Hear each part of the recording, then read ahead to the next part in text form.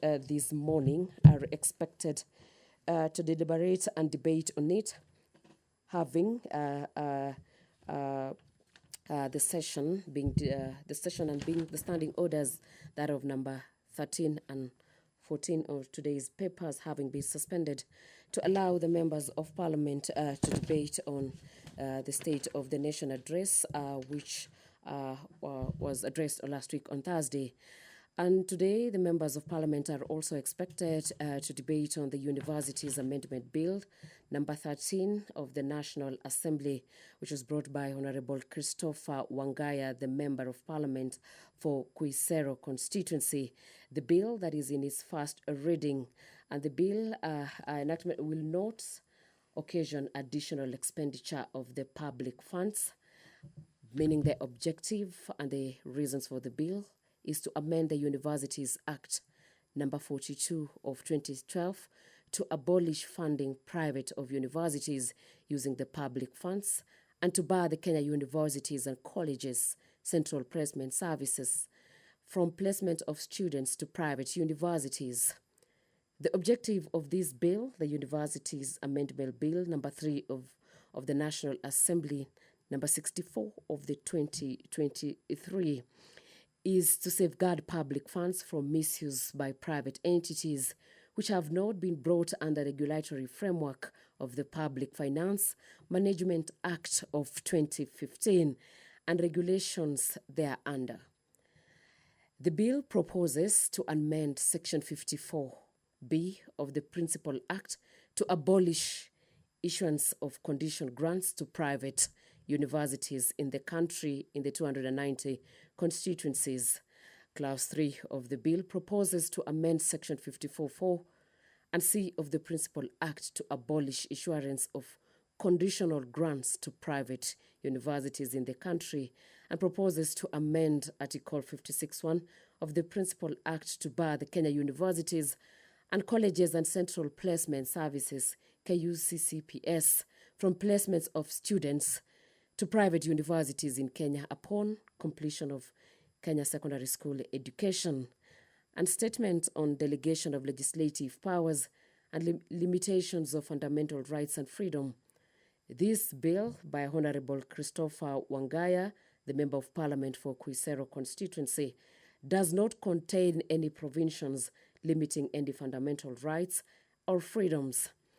On whether the bill concerns the county government, this bill seeks to amend the Universities Act so as to abolish funding of private universities using the public funds and to bar the Kenya universities and colleges services from placements of the said students to private universities in Kenya. Also, the fourth schedule to the Constitution provides that a university, tertiary education institution, and other institutions of research and higher learning is a function of the national governments. In the view of this, the bill does not concern the county governments in terms of Article 110, 1A of the Constitution, as it does not affect the functions, powers of the county and recognized in the fourth schedule to Constitution, and therefore this bill is not concerning the county governments. The fund shall be established where a fund shall be known as the University Fund. They shall be paid into the fund. Monies provided by Parliament, sums of monies as may received by the board in form of donations. Such sums of money may be specifically designated for fund by the board of its own funds, income generated by investment made by the trustees, or endowments, grants and gifts from whatever source designated for the funds. The funds shall be managed by the Board of Trustees, which shall consist of 9 members appointed by the Cabinet Secretary of Education. A chairperson who has acknowledged and experience in matters related to finance, investments and fundraising should be appointed. The Principal Secretary in the Ministry of Education, that is of the higher learning, the Principal Secretaries in the Ministry responsible for finance, 6 persons who have proven knowledge and experience in financing matters, of which at least 2 or not more than 3 will be of the same gender.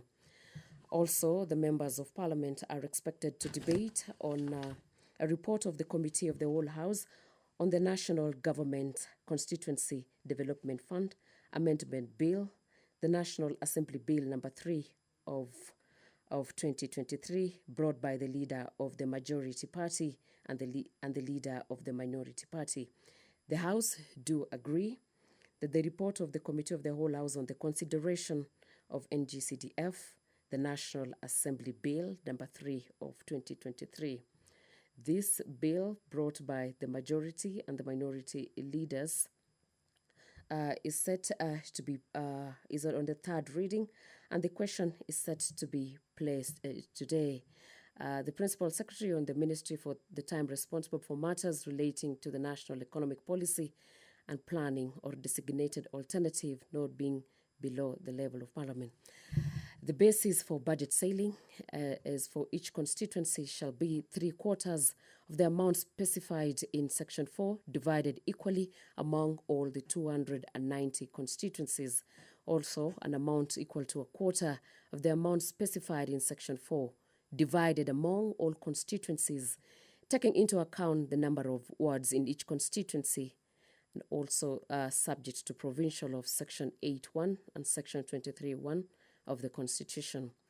The chairperson of the National Assembly Committee shall table in the National Assembly a schedule showing the ceiling for each constituency, which shall be determined in accordance with the subsection. Also, the national government may, through the National Government Constituency Development Fund Committee, established under Section 43, where necessary, facilitate other projects or program falling within preview of the national government with funds, other funds specified in Section 4 of the Constitution.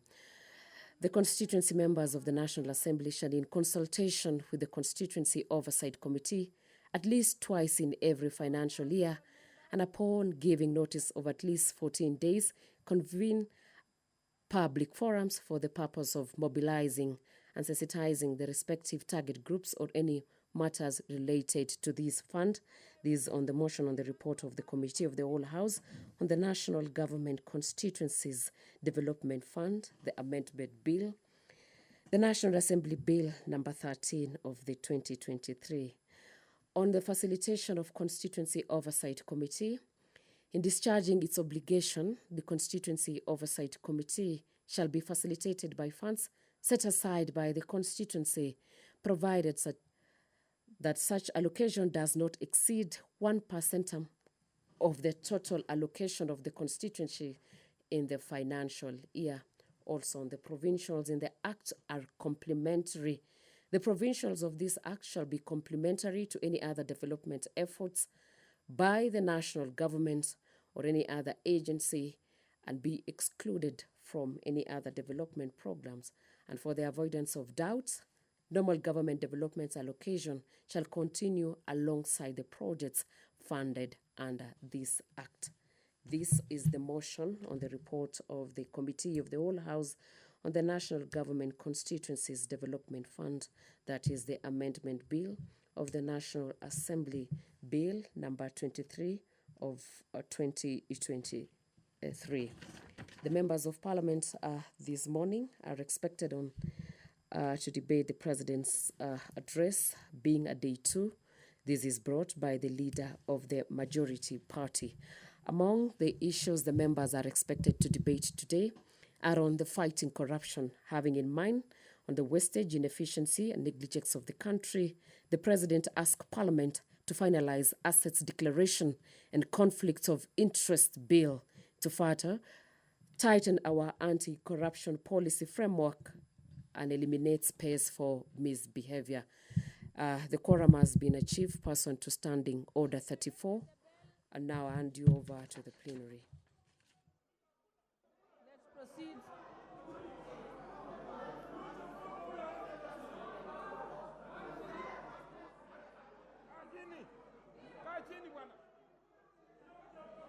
Order, honorable members. Order, honorable members. Honorable Wamaua. Honorable Wamaua. Order, honorable members.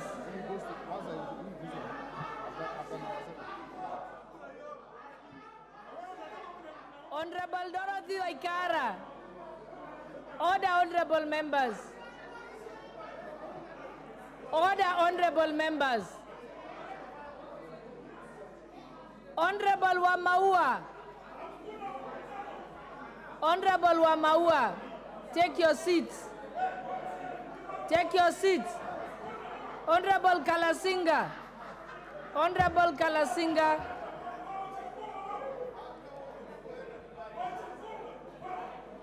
Honorable members, let's proceed. Let's proceed.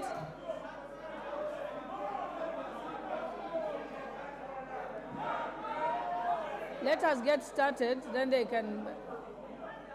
Honorable members, take your seats.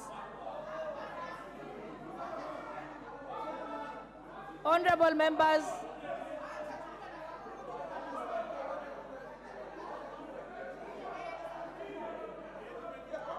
honorable members, it shall be resolved. Honorable members, honorable members, honorable members. Okay, proceed.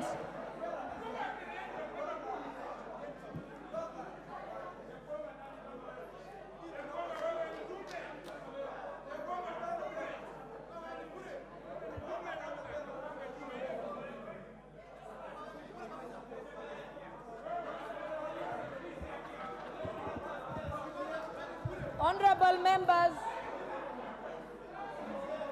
honorable members, the matter shall be resolved. The matter shall be resolved, honorable members. You are prematurely protesting. Honorable members, honorable members, like I said, you will have an opportunity to raise that matter. Let us, honorable members, start. Honorable members, honorable members, honorable members,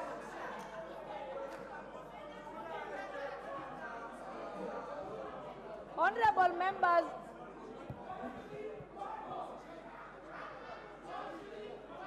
Honorable Kimayo, Honorable Kimayo, you're prematurely reacting. Let us start the session and then you will have an opportunity to give your voice legitimately. Right now the session has not begun. So your protest is not on record. Your protest is not on record. Let us start.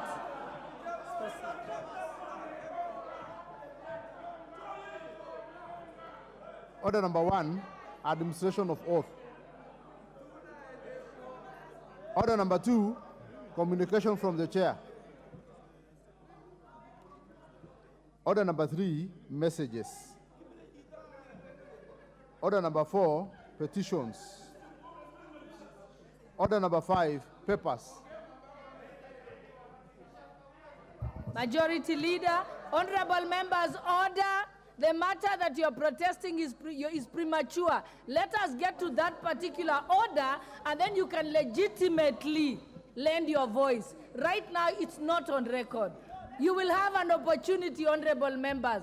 Allow us to proceed and get to the contentious order. Proceed. Okay. Proceed, Honorable Speaker. Leader Majority. Honorable Speaker.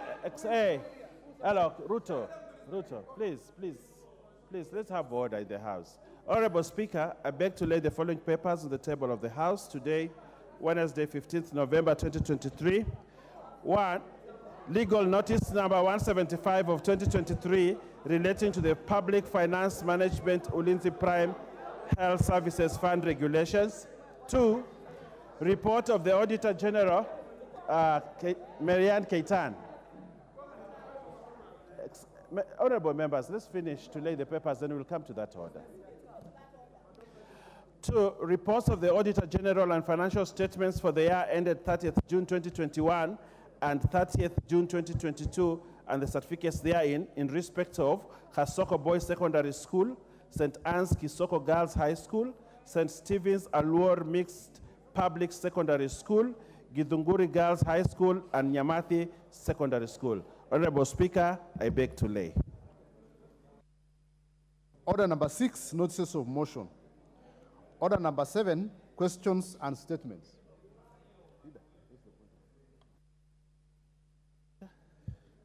Honorable Speaker, at this moment, reading the mood of the House, I would request that we defer motion 9 so that we allow for further consultation, so that we can get the views of every member before we move on to the next. So, It seems that it's the mood of the House. Therefore, I request you, Honorable Speaker, with utmost respect, that we defer motion number 9. I thank you. Thank you, honorable members. Thank you, honorable members. I think it seems it's the mood of the House that it be deferred. Next order. Next order.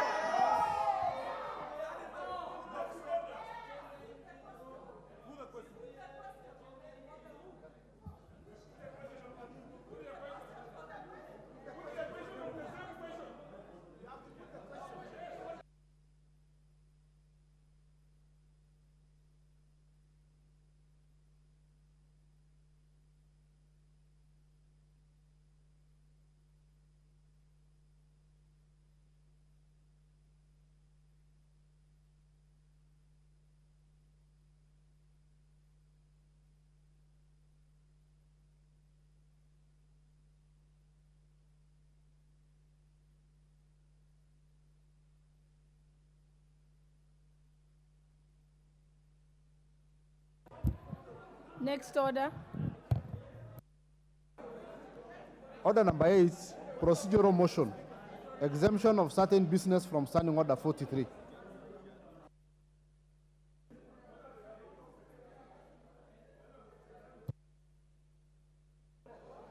Honorable Speaker, order number 8, procedural motion, exemption of certain business from Standing Orders 43. That this House resolves to exempt the business appearing as order number 11 in today's order paper from the provisions of Standing Order 43, being a Wednesday morning, a day allocated for business not sponsored by the majority or minority party, or business sponsored by a committee. Honorable Speaker, I know the House is on fire today, but that is the essence of being an elected member of Parliament, to protect your constituencies and the resources that you have. And it is the reason that we came to this Parliament. Honorable Speaker, today being Wednesday, we usually debate private members' motions, but because, Honorable Speaker, we have the presidential speech and other matters, I request that we allow order number 11, and then we proceed with private members' motions during the day. So, Honorable Speaker, I request Honorable Kagushia to second.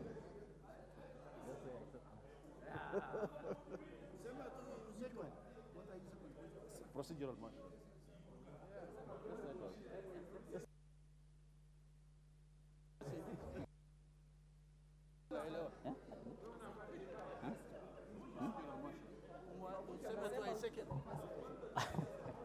Honorable Speaker, I do second the procedural motion to take place. Honorable members, I now propose the question that this House resolves to exempt the business appearing as order numbers 9 and 11 in today's order paper for the from the provisions of Standing Order 43, being a Wednesday morning, a day allocated for business not sponsored by the majority or minority party, or business sponsored by a committee. Is there a question? Okay. Honorable members, I now put the question that the House resolves to exempt the business appearing on order number 11 in today's order paper from the provisions of Standing Order number 43, being a Wednesday morning, a day allocated for business not sponsored by the majority or minority party or business sponsored by a committee. Will as many as of that opinion say aye? Aye. Will as many as of the contrary opinion say nay? Nay. The ayes have it.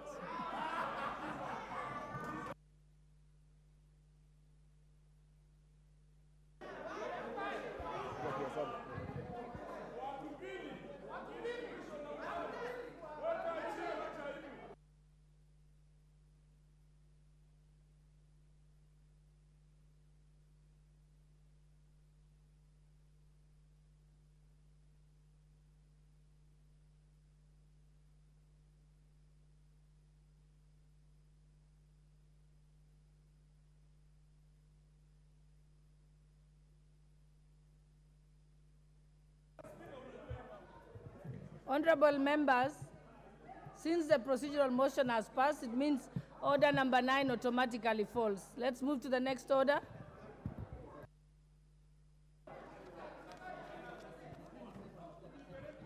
Order number 10, the Universities Amendment number 3 Bill, National Assembly Bill number 64 of 2023, first reading.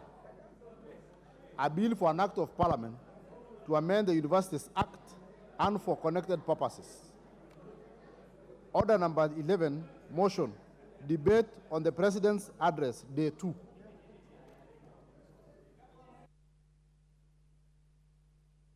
Did anyone have any time outstanding?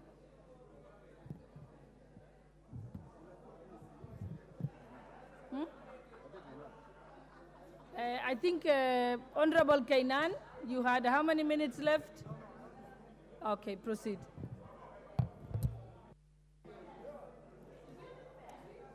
Thank you, Madam Speaker. Hoping that issue has been resolved, Madam Speaker.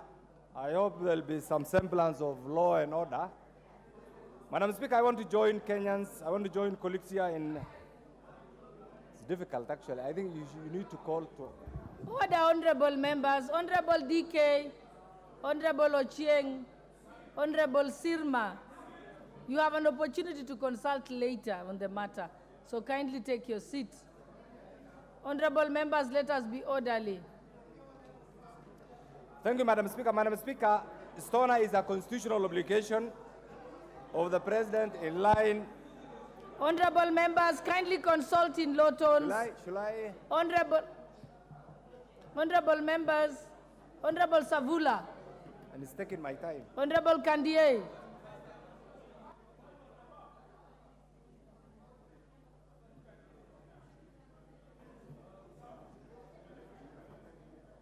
Okay, proceed, Honorable Kainan. Thank you, Madam Speaker. Madam Speaker, Stona is a constitutional obligation of the President in line with Article 132(1)(c) of the Constitution, which mandates the President to report to the nation through Parliament on measures taken and progress achieved in realization of national values as set in the article, Madam. Madam, therefore, the President trusts in this address to the nation from the economic front has addressed so many issues which we need to internalize. The first issue, Madam Speaker, are the challenges facing the country, Madam Speaker.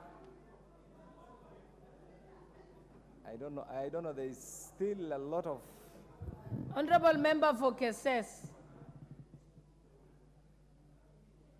Honorable Murui, kindly slow down on your consultation. Honorable DK, you will have an opportunity to consult on this matter during lunch break. Madam Speaker. Honorable Keitany. Let us proceed. We are on a different matter altogether. It seems you may proceed. You'll start again. You may proceed. Thank you. Thank you, Madam Speaker, for giving me the opportunity to contribute to the President's address to the nation through Parliament, Madam Speaker. Madam Speaker, this is a constitutional requirement. And we as members, as the representative of the people, pursuant to Article 1 of the Constitution, Madam Speaker, need to internalize this particular address in line with the expectation and the aspiration of the people of Kenya, Madam. The President has tried to address almost all issues from the economy to education, infrastructure, security, agriculture, and later on I'll address the issue of the lunar floods, Madam Speaker. Madam Speaker, we must face the realities. This address, which is second after the Kenya Kwanza government actually came to power, addresses the salient issues that we have been avoiding. The salient issues, Madam Speaker, the role of independent institutions like the judiciary. I remember in the past, we were told we have 3 arms of government. There's still a problem. I don't know what we are going to do. Honorable Muhia. But it will be futile to... Honorable Kandiye. Just proceed and ignore them because we can hear you. In the past, when we were in school, Madam Speaker, we were told we have 3 arms of government. The judiciary, the legislature, and the executive. These days, we have many other arms of government. We have the independent institutions which have actually taken over the role of many of the other 3 arms. We also have the members of the Fourth Estate. We have the NGO community. But Madam Speaker, one thing that we must address as a nation is the role and the independent mandate of the judiciary. And this is one thing that the government, the president has, over the last few months, has attempted actually to solidify and address. And we are glad that the role of the judiciary is being addressed without demeaning them, without downgrading them. They are being funded. And that is meant actually to provide a neutral appetite to the other arms of government. And therefore, that is commendable. Madam Speaker, the other bit is the issue of affordable housing. We are aware that there has been challenges. Where I come from, Madam Speaker, before a few years ago, 2 things were foreign: tarmac roads and decent housing, Madam Speaker. Luckily, because of devolution, right now we have seen elements of tarmac road. And right now, because of this concept of affordable housing, we have been told, and we have huge chunk of land, Madam Speaker. We hope and pray that our region will get facilities through this affordable housing, Madam Speaker. Madam Speaker, the other issue is the issue of national security. In the past, Kenya is a responsible member of the international community. Not only a responsible member, Madam Speaker, Kenya has been a frontline state. Kenya has been an infrastructural hub. Kenya has been a security hub. Kenya has been a conferencing hub. Meaning we enjoy a special status, Madam Speaker, as a country, and this unique position must be appreciated by the leadership. And the president in his address, without prejudice, without anticipating debate on the issue of Haiti, on this, we need to understand how Kenya's position, how Kenya's image has been projected. First, over the last 1 year, Madam Speaker, we were a member of the United Nations Security Council. That is a coveted position which many African countries or many third world countries have been struggling to realize. We achieved it. And therefore, our position as a responsible member of the international community must at all times be projected, protected, and promoted. This, Madam Speaker, this can only come if we really appreciate that dynamic role of Kenya, Mr. Speaker, and I'm glad that the President has alluded to this, Madam Speaker. Madam Speaker, on the issue of defense and security, Kenya is in the midst of many countries that has been bedeviled by security challenges. Look at our neighbors. Look at what has happened in Ethiopia recently. Look at what is happening right now in the Sudan. Look at what has happened in the Congo. Look at what has happened in Somalia. It's because of this that, Madam Speaker, every effort must be made to protect our international border, Mr. Speaker. Both internal security and international border. And this is why, this is one of the areas that the President has also alluded to. Madam Speaker, the issue of provision of affordable health care is something that all of us are yearning for. Recently, we passed a number of legislations, and I hope this will inject professionalism, efficiency, and efficacy, Madam Speaker, so that those Kenyans, those I think today is a bad day for the members, Madam Speaker. Members are still consulting loudly, and therefore what we are saying, even that may not even make sense. I hope you will. Madam Speaker, the issue of affordable health care is a constitutional requirement, Madam Speaker, and this is one thing that the President has also alluded to. Madam Speaker, the issue of national debt. I'm glad you know that you have taken a bit of my time, so I hope you will, yes. Kindly add him some time because he's been interrupted. I'll give him another 5 minutes. Madam Speaker, the issue of national debt. This regime inherited a struggling economy, and we must say the truth. I'm glad that yesterday the leader of majority has emphatically said that Kenya is not going to default and join the league of many countries that have been degraded, Madam Speaker. Madam Speaker, this is a reality. One thing that has given us leverage over the years as a responsible nation, Madam Speaker, is because of our commitment to our international obligation. Madam Speaker, the government should do everything possible to make sure Kenya does not default in our international obligation, Madam Speaker. Madam Speaker, without this, even the little that we have been enjoying, what has remained from high inflation, Madam Speaker, what is remaining from the high cost of living will be eaten once we default. Madam Speaker, the other bit that the President has also alluded to is the issue of digitization of government services. Madam Speaker, this is also critical. We are living in the era of the digital world. This must be felt at the villages, Madam Speaker, and this is one thing that every Kenyan is yearning for. Madam Speaker, having said this, recently I was taken aback, Madam Speaker, on the conflict, in particular by the meteorological department, Madam Speaker, and the report that they give. Madam Speaker, we, the people of Northern Kenya, have had a very challenging history. Recently, our area was affected by drought.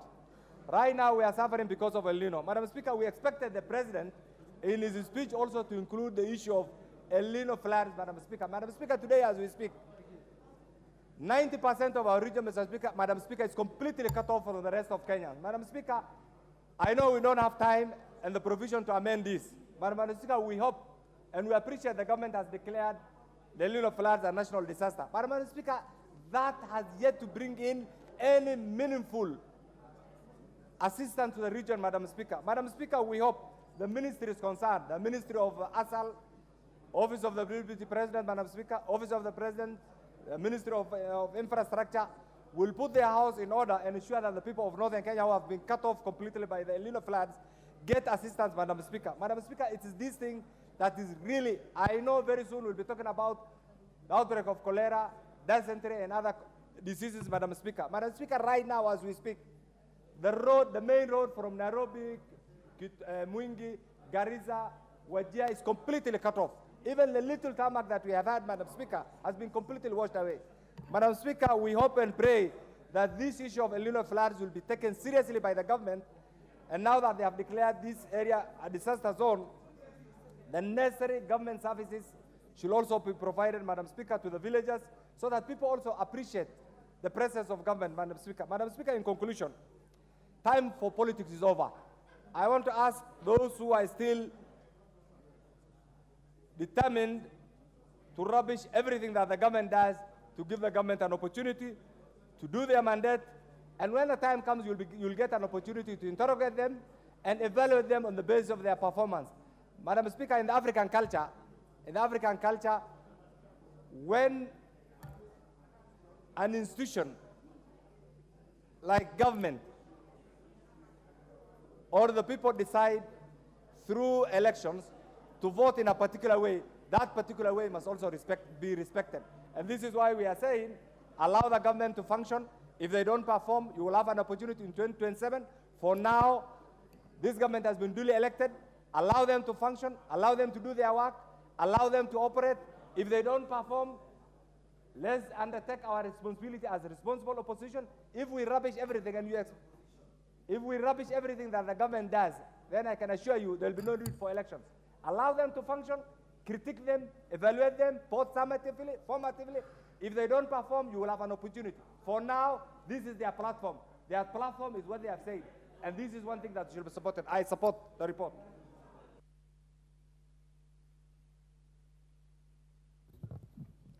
Honorable Member for Laikipia West, Honorable Ashira Karani.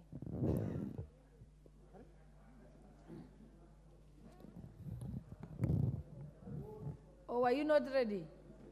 I'm ready. The presidential speech. Yes. Yes. Thank you very much, Madam Speaker.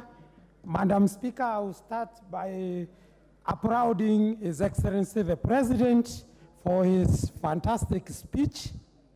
And this is one example where I've seen that the President has really done something good. For the first time, I've seen discipline in the promises that has been given. For example, the President gave a promise when he was campaigning that he will appoint 6 judges to the Court of Appeal. And true to his word, the first thing that he did after swearing in is to go and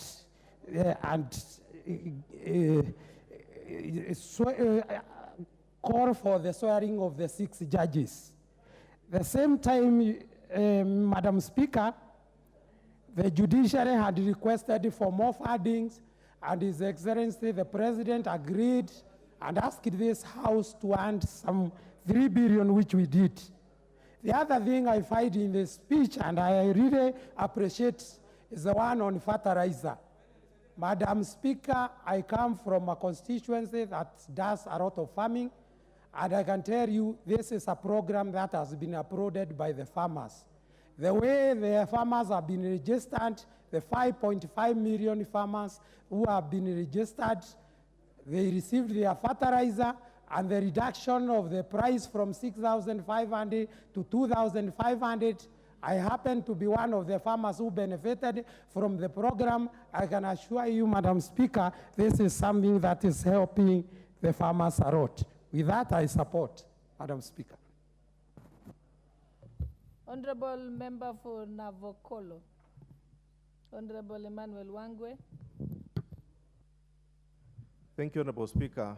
Honorable Speaker, I rise to appreciate the President's speech as detailed in this House, Honorable Speaker.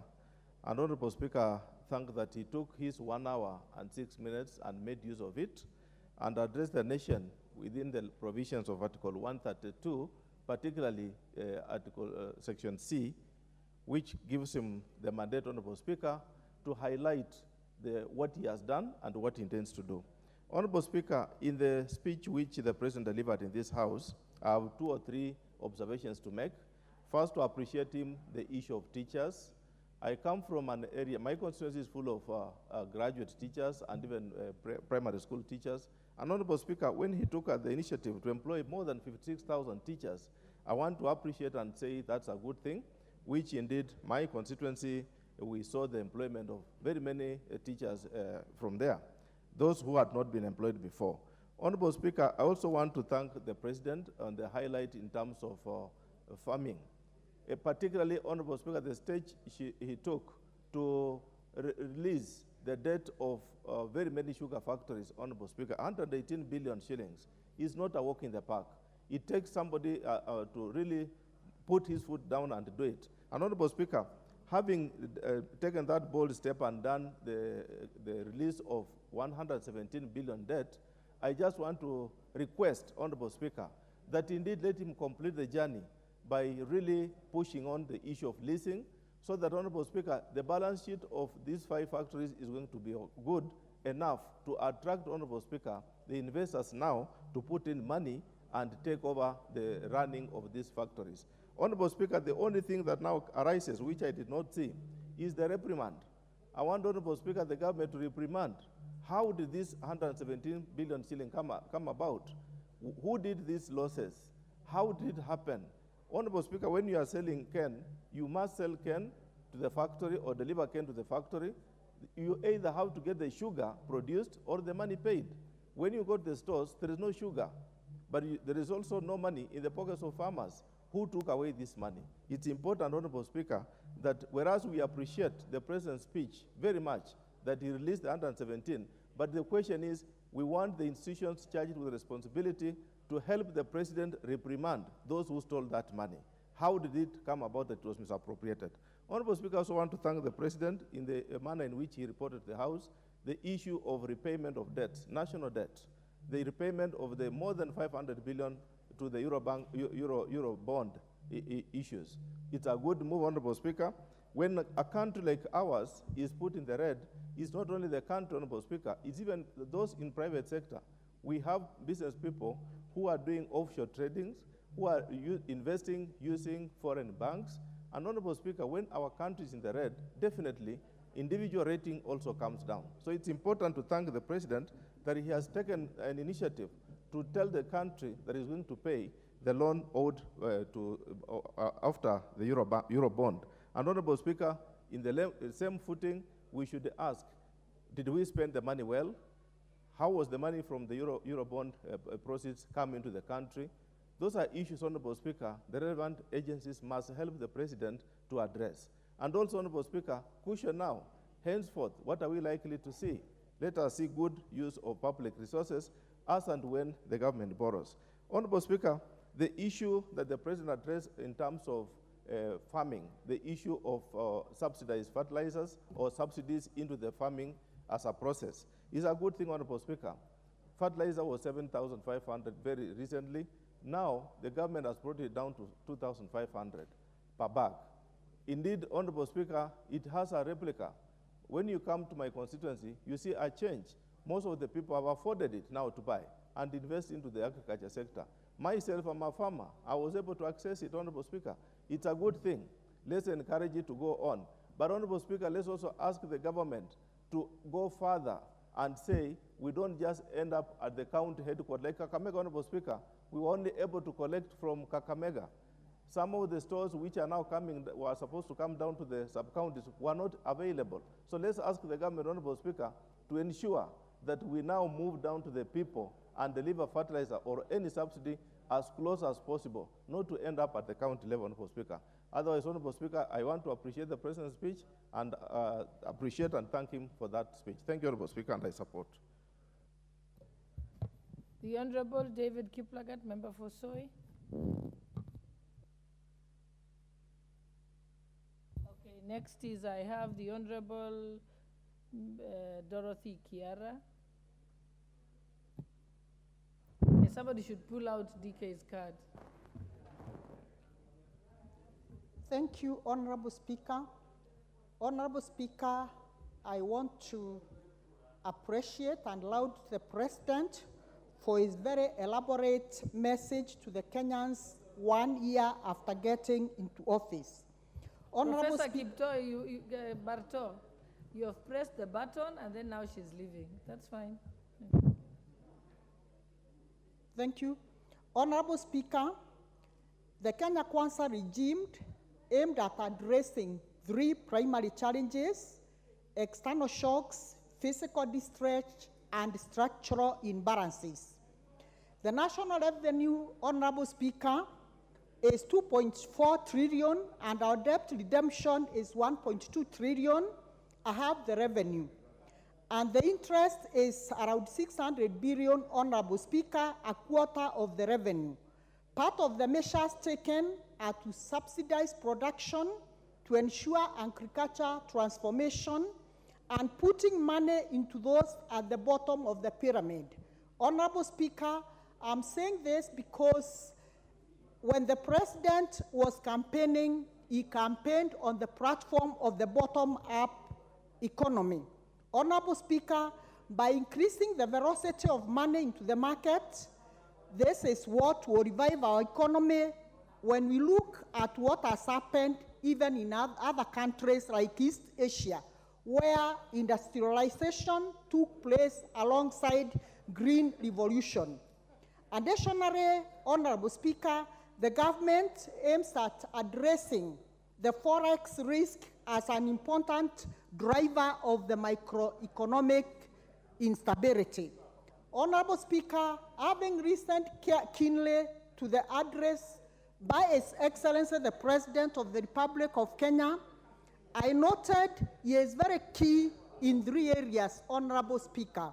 1, the issue of job creation to our youth was not a myth, but a reality that His Excellency has tried to address.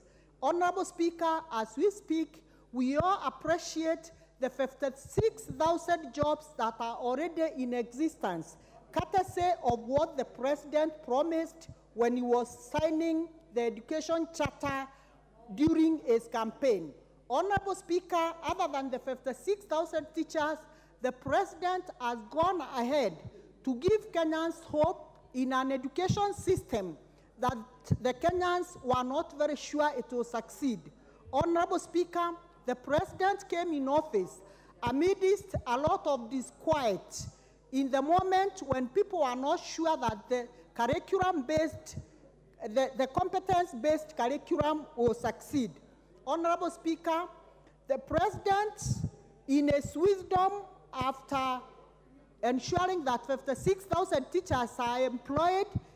He also went ahead and made sure that the stalemate that was there in allowing our children to go to teacher training colleges, which had stalled for 3 years, he lifted that, Honorable Speaker, and today we have a total of 20,456 teachers being trained as diploma teachers to handle the curriculum-based, the competence-based curriculum.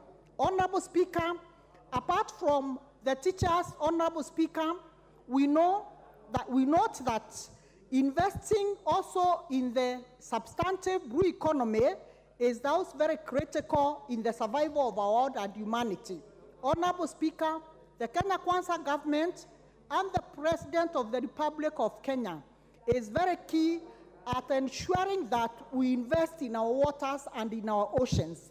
Therefore, Honorable Speaker, I am proud to be associated with what the President is currently doing, investing and bringing up 22,000 new fish landing sites. These sites will not only create an opportunity for our youth to get employment, they will also be a source of revenue for this country because the production of fish is very, very critical in our country. Honorable Speaker, I want to end by saying His Excellency the President also in the education sector has ensured that every person in this country gets an opportunity to be in a credible institution. I'll give her 1 minute to finish the sentence. Thank you, Madam Speaker. And this is the reason why, Honorable Speaker, I wrote His Excellency, because the promise of the Open University has become a reality. And Honorable Speaker, by January next year, we will proudly invite 1,000 students who will be registered, thus fulfilling Article 43 of our Constitution. Honorable Speaker, in the matter of addressing corruption, which puts the government at the bands as a house, we can assist the government greatly by finalizing on the asset declaration and conflict of interest bill to further tighten anti-corruption policy framework and eliminate space for corruption and achieve the bottom-up transformation agenda. Honorable Speaker, I thank you. The Honorable Member for Naivasha, Honorable Jane Kihara.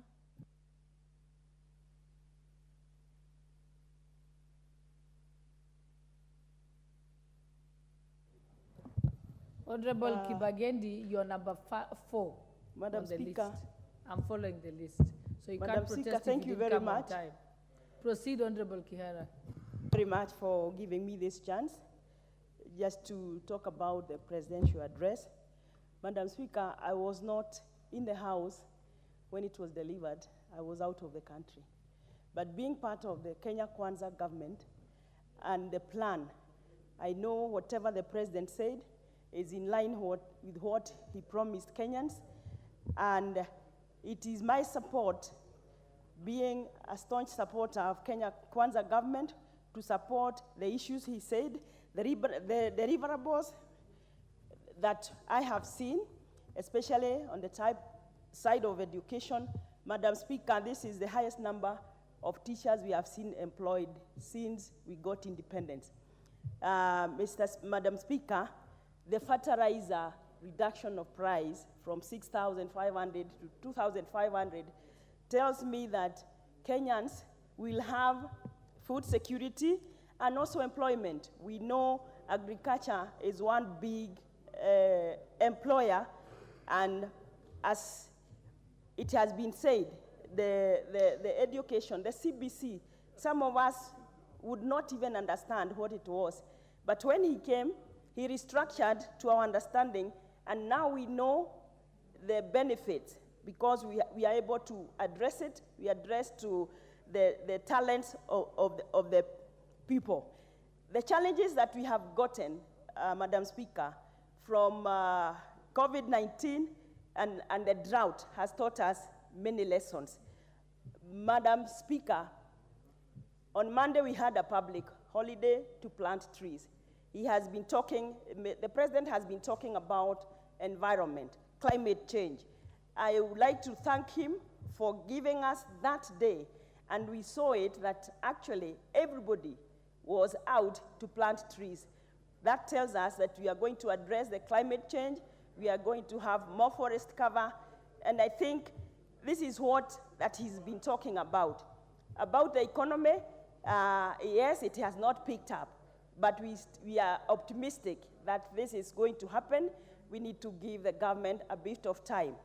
My biggest worry is corruption. Madam Speaker, there has to be a splendid way of addressing corruption, because this is something that has not come out very clearly, because we don't want him to be seen to addressing corruption and not taking action. We'd like action to be taken to those ones who are pulling him down when he's addressing the economy of this country. And having not been around here and not had a chance, I'm just looking at this print.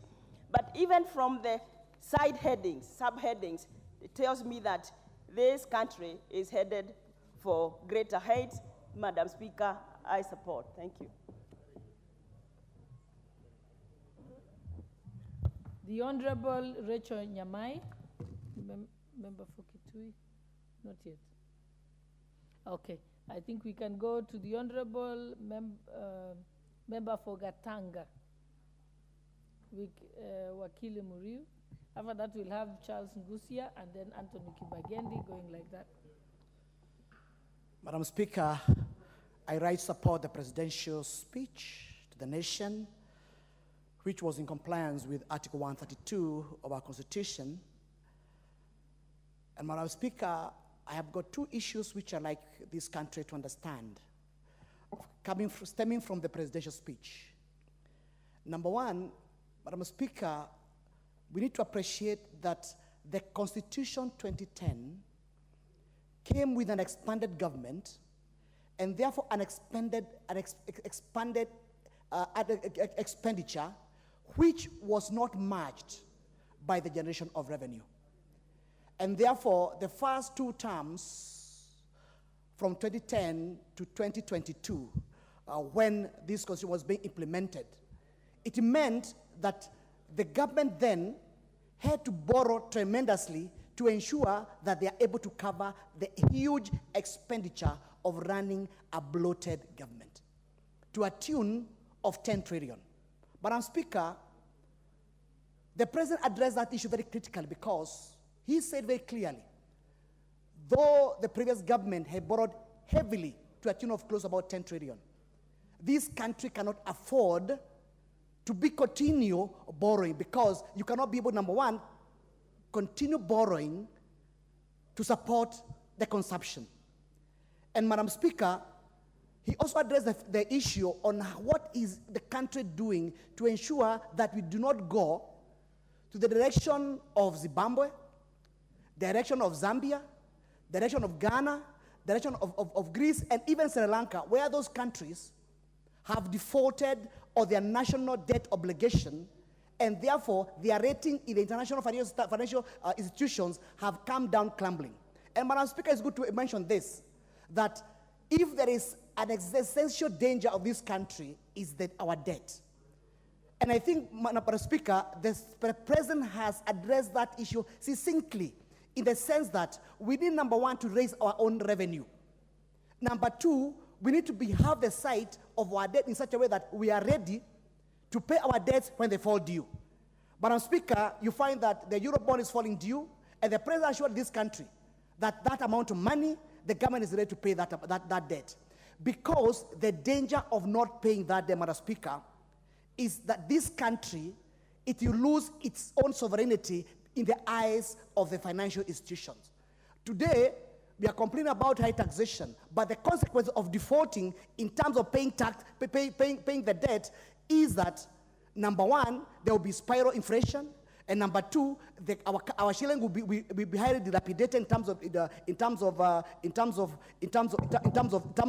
value, and number four, Madam Speaker, in the eyes of international standards, this country will be downgraded, and therefore, the fact that the president say, look, we need to ensure, number one, digitize our revenue, so at least there is no revenue leakage, and number two, ensure that our debts are paid at the right time. Madam Speaker, that is a step in the right direction. The second issue, Madam Speaker, is that the president addressed the issue of education. Education, Madam Speaker, is the equalizer between the rich and the poor. A country can only be able to progress if it has people or population which is well educated. And therefore, the fact that we are able to plug 600 billion in this financial year to support the education, the fact that we've been able to ensure that we have employed 56,000 new teachers under the TSC to educate our children, we are putting the right steps in the right direction. Finally, Madam Speaker, it's about the food. We can talk about many things, Madam Speaker, but if this country is hungry, a hungry man is an angry man. And that issue that has been addressed by the president by making sure that we have cheap fertilizer for our people. Madam Speaker, finally, is about the youth unemployment, which is a big problem in this country. And the fact that there's intervention on digitization, the EPZ, the housing programs, which again is addressing the issue of employment, Madam Speaker. Madam Speaker, I rise to support the President's speech. Thank you very much. The Honorable Member for Mwingi West, Honorable Charles Ngusia. Thank you, Madam Speaker, for giving me this opportunity to want my voice to this presidential speech, Madam Speaker. Coming from one of the smartest politicians I've ever seen in this country, His Excellency William Samoei Ruto. Madam Speaker, if I can rate the president politically, he is scoring 100%. Economically, below average. Socially, below average. But Madam Speaker, let me engage on the issues of speech. I will appreciate the expression which came out in regards to agriculture. The issues of subsidized fertilizer. Madam Speaker, this one was done. But Madam Speaker, there is still need to stress out. Majority of this country's agricultural inputs doesn't rely much on fertilizer, Madam Speaker. We need a lot to be done in arid and semi-arid zones, Madam Speaker. Issues of provision of water instead of fertilizer could actually boost our agricultural productivity. Then there was issue in agriculture, which His Excellency touched, Madam Speaker, and expansion of post-harvest storage facilities. Madam Speaker, this has been done, but there is need for equitable distribution of the same across the country. Only few areas have experienced the benefit. We need to see things happening all over the country without discrimination or favor. The issues of community health workers, Madam Speaker, that's positive to our country. And that is one thing I just loved our president. We have seen it happening in the country, and we need it enhanced to ensure that the project is sustainable. Madam Speaker, there are issues of education. Yes, we have implemented a new curricular activity in terms of education, 55,000 teachers employed. But we have come short of expressing who are these teachers employed in terms of ethnic balance, regional balance, and many other things, Madam Speaker. It is high time we interrogate this, and I have seen there is still bias in it, Madam Speaker.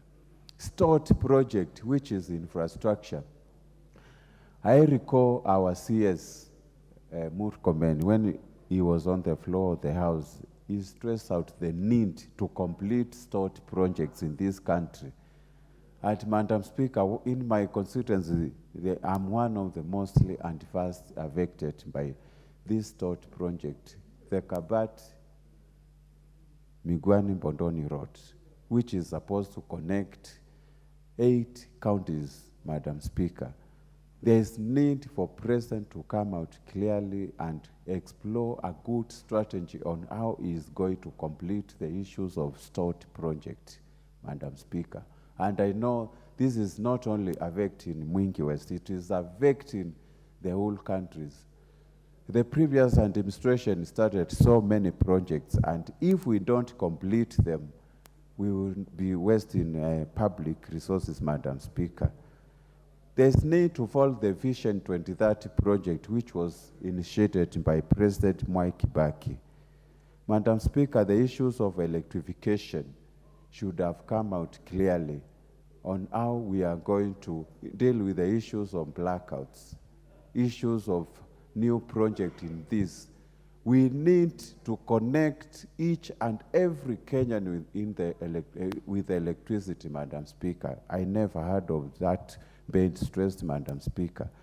Of course, the climax of the debate, and I would like to agree with the President, said, we must admit that as a country, we had been living large and way beyond our means. The time has come, therefore, to retire the false comforts and illusionary benefits of wasteful expenditure and counterproductive subsidies on consumption, which we dunk ourselves deeper into the hole of avoidable deaths, Madam Speaker.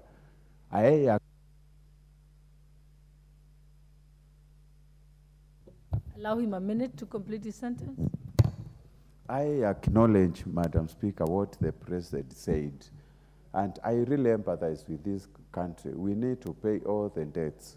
And I'm praying for the success of this country, because the success of Kenya will be success of everybody. Whether you are supporting government or you are against the government, let us pray for the success of Kenya, for the benefits of our Kenyan, and let us pay debts. Thank you, Madam Speaker. Member for Kitutu Churches South, Honorable Anthony Kibagendi.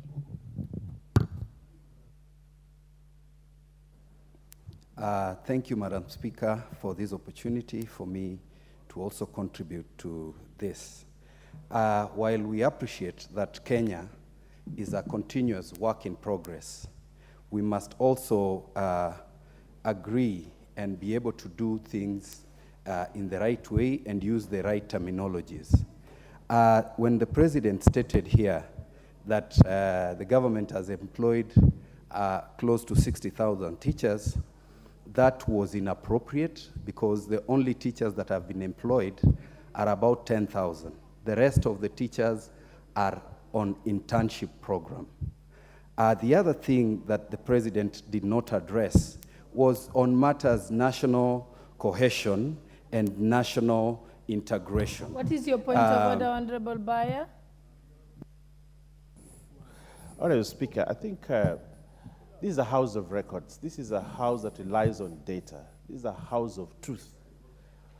For the Honorable Kibagendi to rise on his place and claim that what the President said in terms of the 60,000, approximately 6,000 teachers being employed is incorrect, is actually trying to lower the dignity of this house, because the statistics are there. TSC would give you the statistics that the people that are employed as interns are different from the ones that have been given PPP jobs. And the information is out there and everybody knows about it. But to disparage the presidential speech to say such things as he says is actually out of order. Unless the Honorable Kibagendi substantiates, I think it is good manners to withdraw untruths. So I would really ask whether get the data from TSC, bring it here so that it shows us these are permanent and pensionable and these are PMP. What he has said should be expunged from the record of the House. Thank you and apologize. Honorable Kibagendi, do you have confirmation from TSC that no teachers were in fact employed but that they were interns? Yes or no? Do you have? Thank you, Madam Speaker. I'm one of the youngest members of Parliament who is on research. Honorable Kibagendi. Yes, it is factual that 9,100 teachers were employed on permanent basis. The rest are interns. That is the truth. Honorable Kibagendi, Yes. if you make that allegation, you have the duty to substantiate. I have so you should have.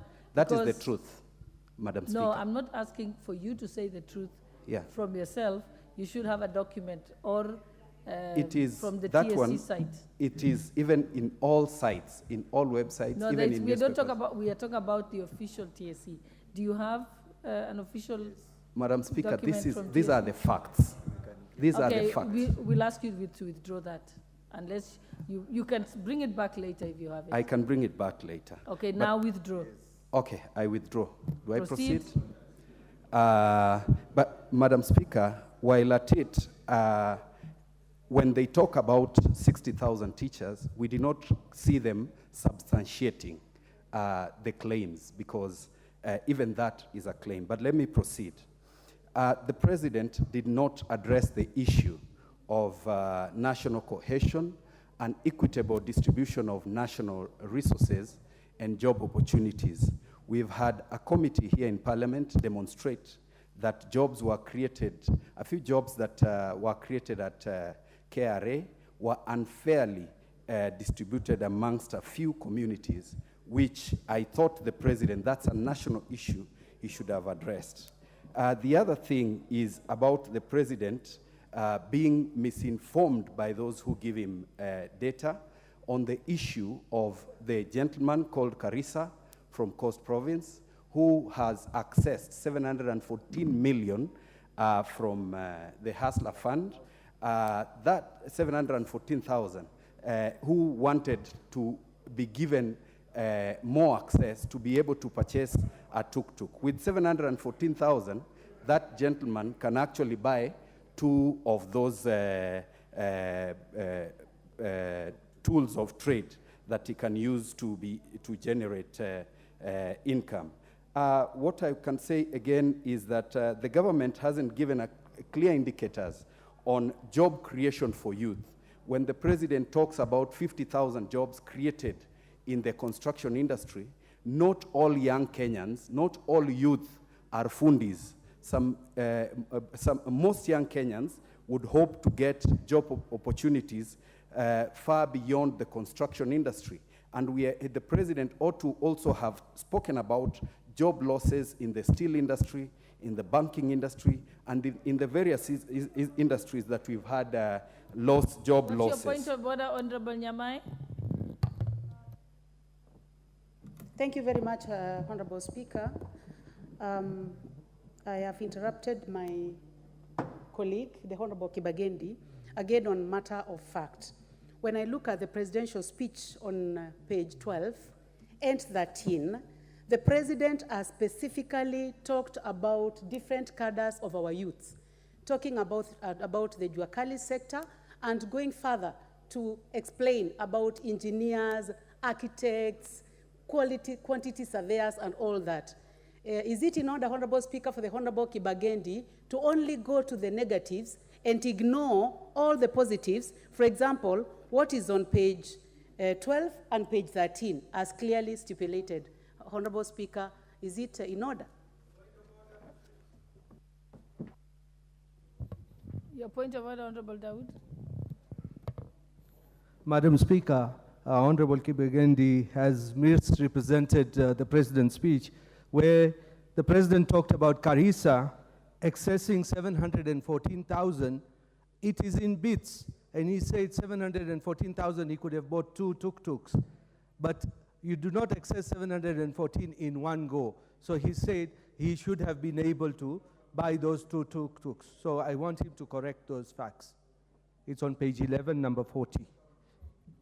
Honorable Kibagendi, you want to make reference to the speech? You've looked at it? Thank you, Madam Speaker. This is something that I've read severally. I listened to the President, and I know what I'm talking about. When I talk about Honorable Nyamai, what Honorable Nyamai has asked, it's the entire of what she's talking about is around the construction industry.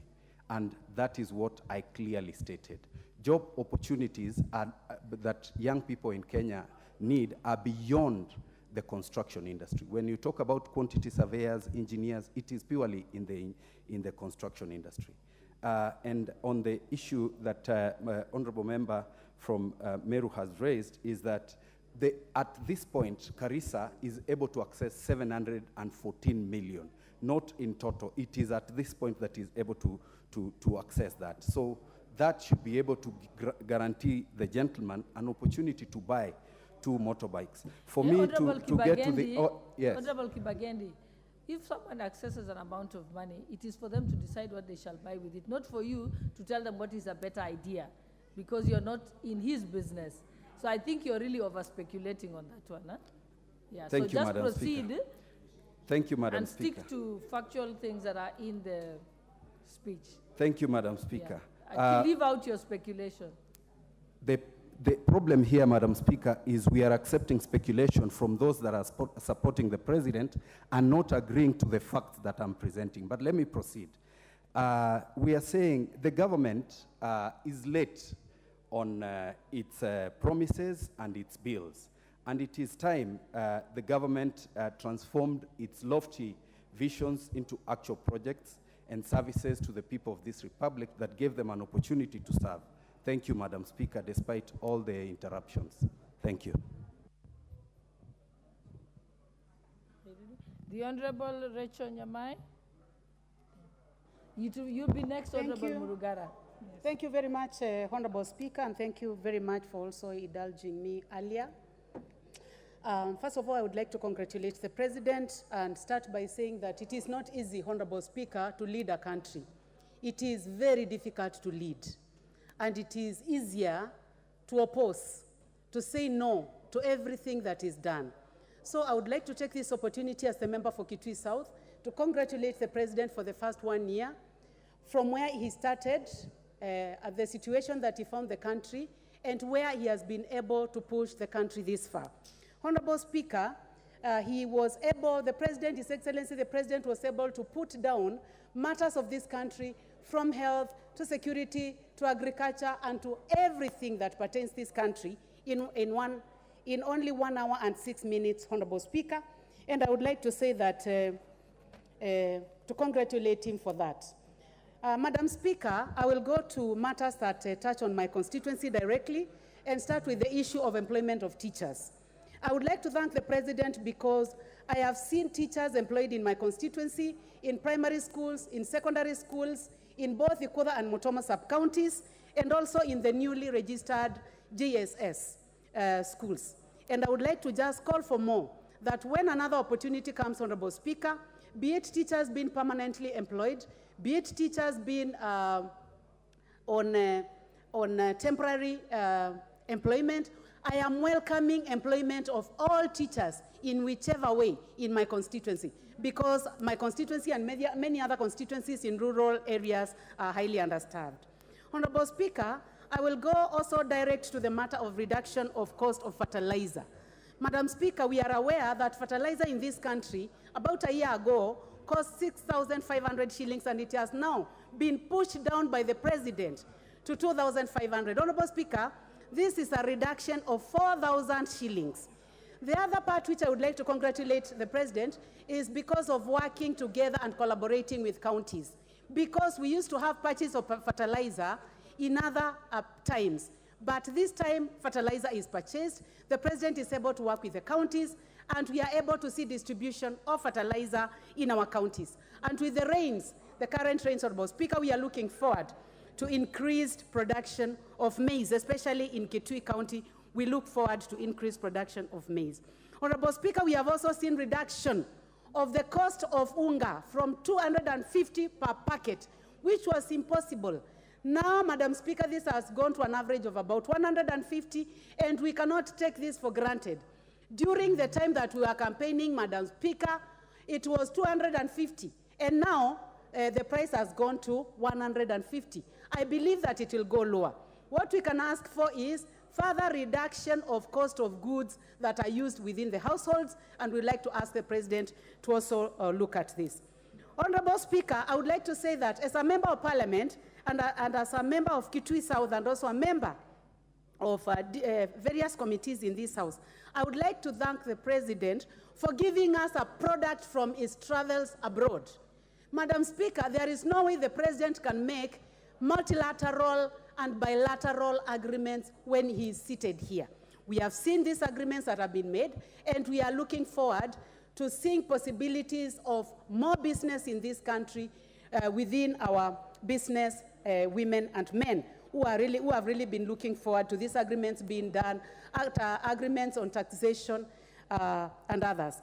Honorable Speaker, I would also like to say that another product of travel is that there is no way the President can sit down and not engage IMF, DFID, ADB. It is by these travels that the President has been able to engage, come with agreements that are going to be useful for this country, signed loans that are going to be useful so that we can have development.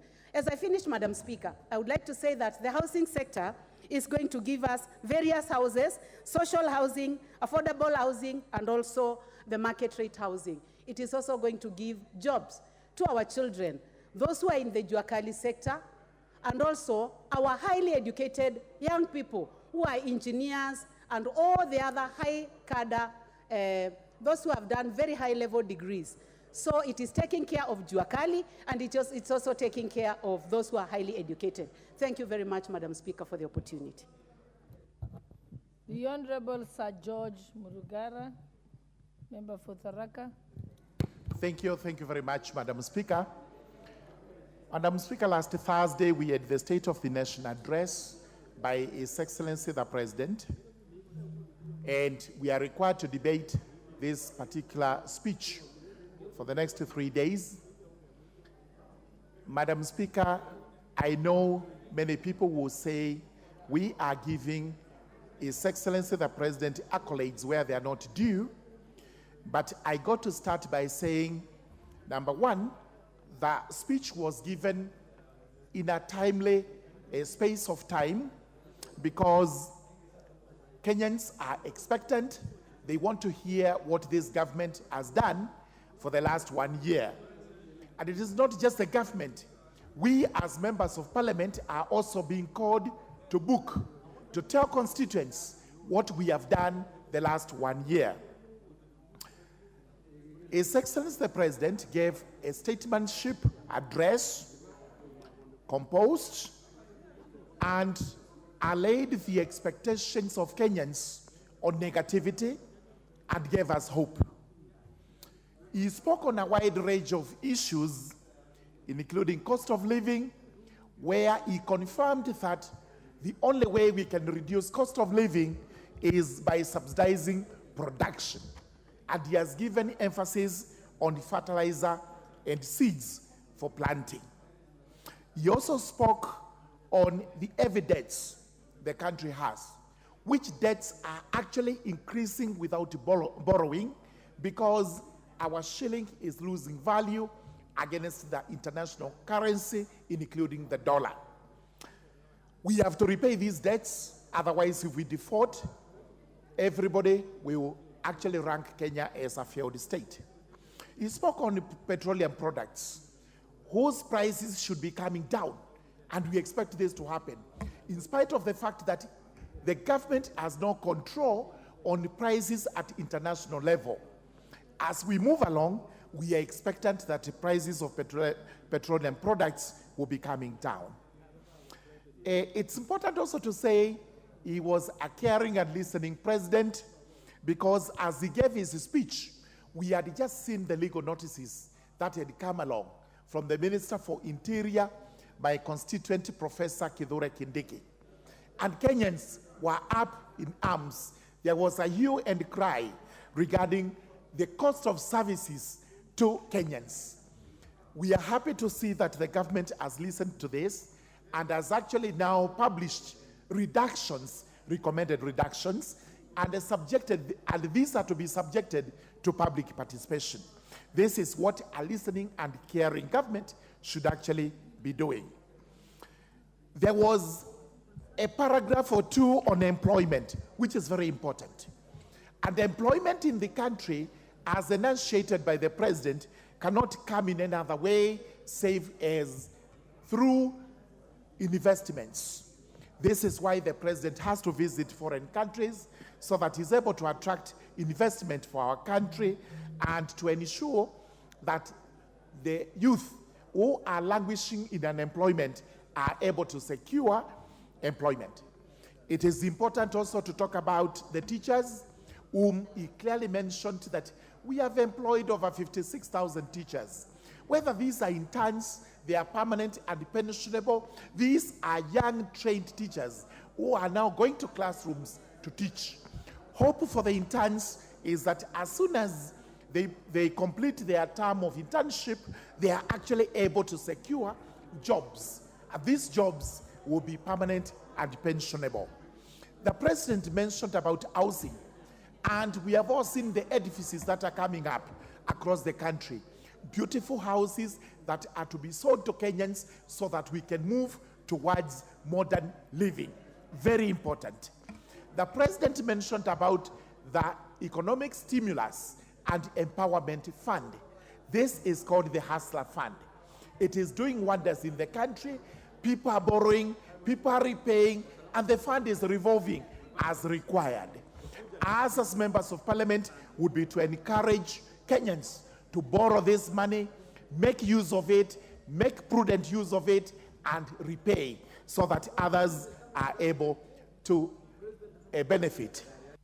You actually add about health. And here, we don't have to go very high. Let's talk about the CHVPs,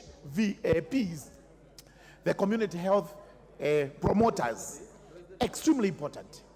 This is a milestone in the way we are doing things, because we need health at the basic grassroots level, where this CHP is able to attend to minor ailments which are afflicting our people at the local level. We add a paragraph on foreign relations, very important, because we live in a global community where we must relate well with other countries in the universe. And we have heard Kenyans, some of them complain that the president has made too many trips abroad. We must make friends on the globe. We must also attract other countries to come and invest in our country. This way, we will be able to grow our economy. Our jobs will be much better as they are, and therefore, I believe it is welcome. I submit it's welcome for the president to be visiting these countries. A little bit off the line is the issue of 80, where our police officers are supposed to go and try to bring that country to order. There has been debate on this from all quarters, from all levels, and what comes out is clear that Kenya has not volunteered itself. It is the international community that has asked us to actually send our police officers to Haiti so that they are able to help that country bring law and order. And our police officers are more than willing to go there. We are not incurring any expenses. We are training them, and we have done it before. We have had our police officers go to other countries. They have actually provided the required peace. We have had our forces go to other countries, and they have done a fantastic job, including Africa, Liberia, Sierra Leone, everywhere else, Europe. We were in Bosnia, we were in Herzegovina, and now as we speak, we are back in Africa, Somalia, and DRC Congo. I cannot finish my speech without talking about the expectations of Kenyans on our government. And we cannot say more than we have said, that every Kenyan is expectant. And the only message we have for the country is let us be patient. Let us repay the debts. Let's see money growing so that we are able to move to development. My constituency, Tharaka, is equally expectant. And it's important to point out that being a marginalized area in the eastern region, we have high expectations. The roads are not good. We are experiencing El Nino. The blame is on the government. The blame is on me as their member of parliament, that the government is not going down to work on those roads. We really have to inform the government. As soon as the rains subside, Let us move down to the entire country, fix our road network so that our citizens can enjoy communication. Electricity supply is short in Tharaka, is short everywhere else in the country. We have to move in and improve connection to the national grid. Tharaka topping this. Water, like now we should be harvesting. There are lots of water that is all draining into the Indian Ocean. In another 1 year, we shall be crying when drought comes. This is the high time we put into place means and ways of harvesting water. Water that will be used in northeastern Kenya, water that will be used in my region, in the constituency of Tharaka, and water that will be used everywhere else it is needed. For my constituency, I call upon the government for affirmative action in matters development. Tharaka is marginalized, Tharaka is arid and semi-arid, and therefore requires to be actually considered in a totally different perspective. With those remarks, I do actually congratulate the president. This speech was balanced. This speech tried to touch on all spheres of life in the country.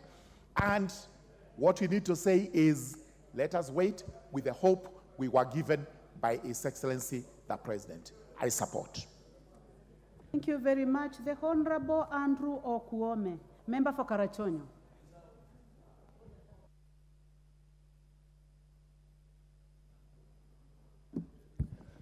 Thank you, Madam Speaker, for giving me an opportunity to put my word on a presidential address to the nation. Madam Speaker, I do know and I acknowledge the fact that Kenyans are a proud people. They want to see the best for this nation. They are crying out for good life. And when the president was giving his speech, in my mind I was analyzing and seeing the benefits and advantages we were going to get from the president's speech. I had in mind what Kenyans are facing as we move along today and relate that with the speech I expected the president to make. Madam Speaker, the key issue Kenyans are talking about, and which is extremely important, is the cost of living. If you do not address this adequately, the value of your speech, however good it may be, goes down.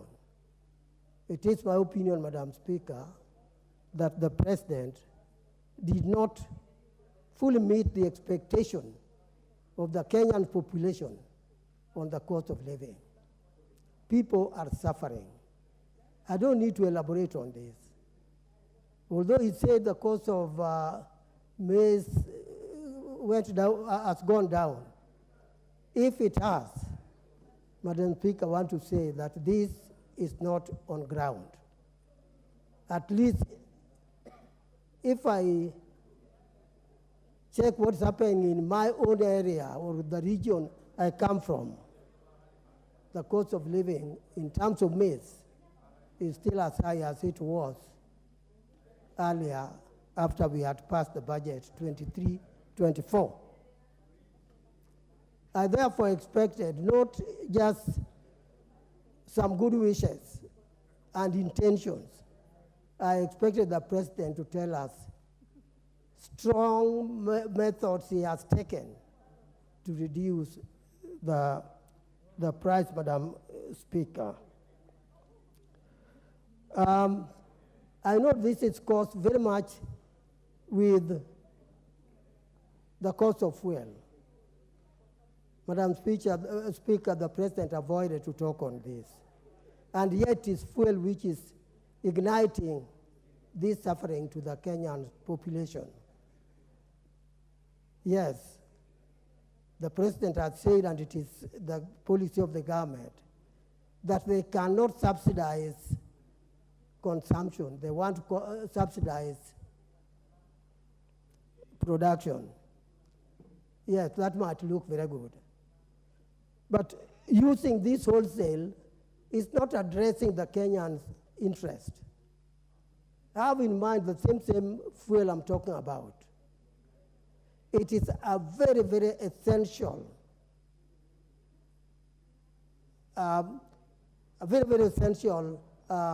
commodity the Kenya need.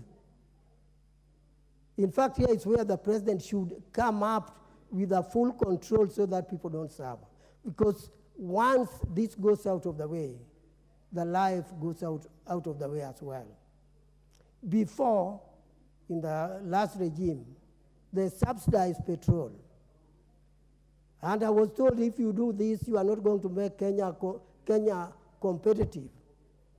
Yet, at that time, when subsidy was being given for petrol, and Kenya shillings was also supported,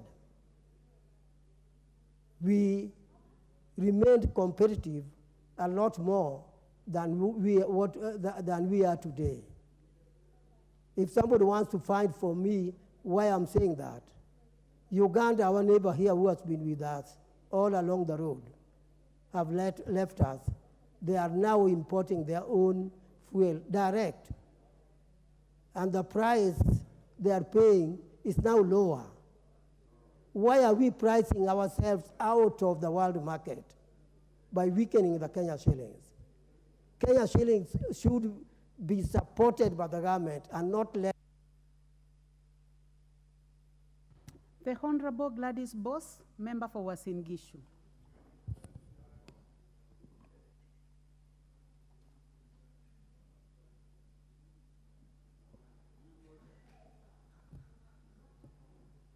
Well, thank you very much, Honorable Speaker, for giving me this opportunity to speak on this very important matter. A matter that is clearly provided for in Article 132 of our Constitution, that requires the President to report through a State of the Nation address or an address to the nation all measures taken and the progress achieved in the realization of national values. These particular measures in the report and the progress in the report are required by the same Article 132 to be gazetted in the official Kenya Gazette. So for those such as Honorable Kibagendi, who are alluding to the fact that the facts in the report are not accurate, must understand that this is a legal document. It is a gazette notice, which means should you have any challenge about it, you can legally challenge the publication in the gazette and that line, and then request for an order that an addendum or a corrigenda be put in the official Kenya Gazette. It cannot be by simply raising superfluous statements here in the House. It must be factual. So I dare those to do that. Honorable Speaker, as I rise to lend my voice to this debate, I wish to use this opportunity to congratulate the head of state for this exemplary speech. The head of state was honest of the fact that he took over a government that was having fiscal challenges, that he took over a government that was having a sinking economy, that he took over a government that was wrought with unemployment, that he took over a government that we had challenges in our education sector. He took over a government that we had challenges in our health sector. He was honest about it. He did not say that it's a rosy picture. He also indicated, and we know for a fact, that there were two choices. Either the head of state buries his head in the sand, decides to be a popular leader, and continue subsidies, subsidizing petroleum, subsidize food, so that everyone can clap and cheer on. But that was not going to be sustainable. Eventually, the country would have sunk. There was the other choice which he has taken, to undertake serious interventions and focus on certain programs that may be painful in the short run, but will pay off in the long run with a complete economic transformation of this country. Honorable Speaker, what is positive about the report and is that it addresses the challenges that Kenyans had. Kenyans have had challenges with education, both the funding to education and their own ability to pay. Kenyans have had a challenge with affordable credit. Kenyans have had a challenge with affordable housing and housing in general. Kenyans have had a challenge with healthcare. Kenyans have had a challenge with the agriculture sector, which is the backbone of our economy. Kenyans have had a challenge with services and many other challenges. In setting out the measures taken, the President has given us the interventions that have been undertaken by government, which he leads, on the education sector. One is the shortage of teachers by the employment of 56,000 plus or thereabouts teachers, the retraining of 8,200 teachers, and then on the university education, we all know that our universities were going bankrupt. Please give her 3 more minutes. You had, please give her the mic. Okay, thank you for that. And with that, we knew that our universities had debts. And now, universities are being funded because the funding methodology is student-centered. So the funding follows the student, not funding even when you don't have students. Also, the establishment of COOPs, which has ensured that we have a central admission system that is able to ensure that students are able to get full access to scholarships to study. Also, access to education by having the Open University being chartered. Affordable credit has been resolved by establishment of the Hustler Fund and also by bearing pressure to the various fintechs who have since reduced the interest rates. On affordable housing, which not only creates employment, but also it ensures that we realize Article 43 of our Constitution that says every Kenyan has a right to housing that has sanitation and is affordable. The revolution of NHIF to ensure universal health care by establishment of the Social Insurance Fund, the Facilities Fund, and the Digital Fund will go a long way in ensuring that every Kenyan has access to health care. And the establishment of the Kenya Health Human Resources Advisory Council, it will help the inequality that exists in the human resources of the health sector.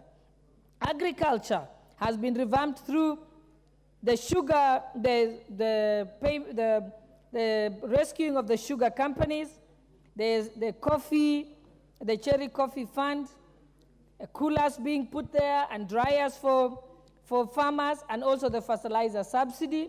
Improvement of services through digitization to wananchi is also welcome. And lastly, fiscal policy interventions. One, ensuring that we normalize our relations with the International Monetary Fund. And lastly, the Eurobond, that for the first time we have paid a quarter of the amount installment, and that the promise that we shall retire the Eurobond by June of next year. Thank you for the opportunity, Honorable Speaker. Honorable members, from my left, number 1 to 12 are on the left side. So I'll purposively go and pick a few members from my left. Majority of those who have interest, who have indicated interest from number 1, almost from number 1 to 12 are on my left. So honorable members, I will go to the member Honorable Parasina Sakimba, member for Kajiado South. Is he in the house? All right. Okay, thank you, Madam Speaker. I'll also stand to make some comments on the presidential address to the nation when the president came here and addressed the nation. And on that one, I would like to make some few comments. One, I was impressed on the issue of Inspector General making him an accounting officer, and thus achieving making the Police Service Commission to be independent. Number two,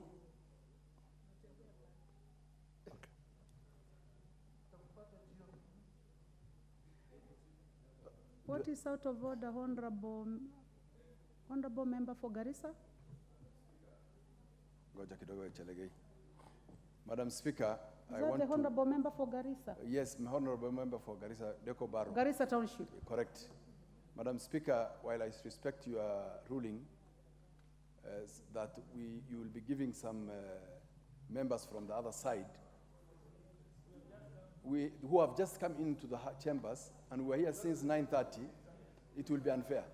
So consider consider, Madam Speaker, that some of us have been here since 9:30 waiting for the same chance. Thank you. Well, Honorable Member for Garissa, you are not out of order. You are in order, and I will tell you that I'm going to consider that.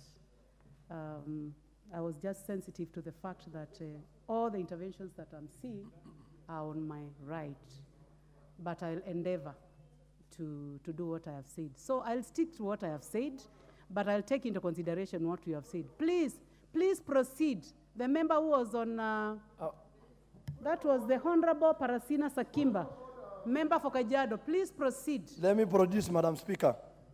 Thank you so much.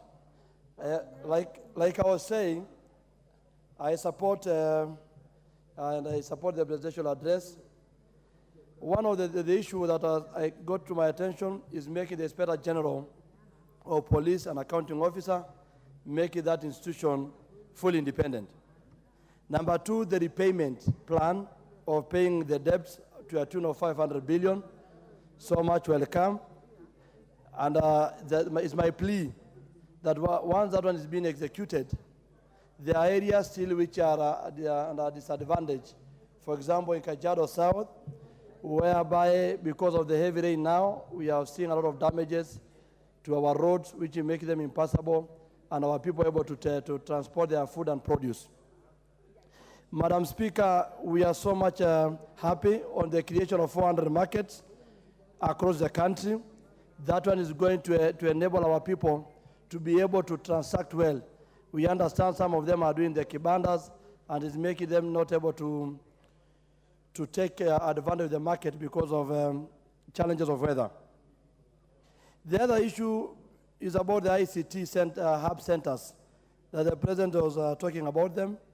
This was going to make our country more digital and encourage our youth to take advantage of the issue of ICT, because the world is changing towards that area.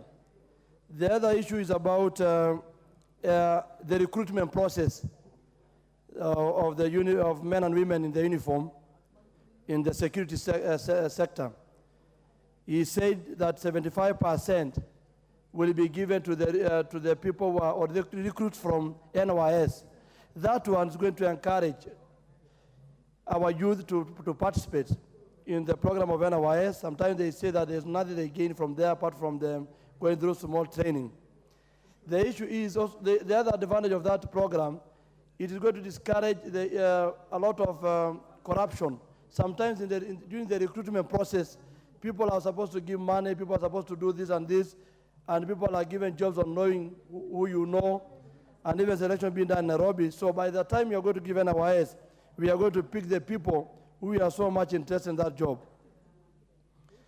The teachers, the issue of teachers is also very welcome. We are seeing this one bringing a lot of impact in our constituencies, and we also need to say if more chances are going to be available, this is very much welcome. Madam Speaker, we need to just to commend on the issue of the housing project. This issue of making that sure any person is given an opportunity to get a house is a good idea.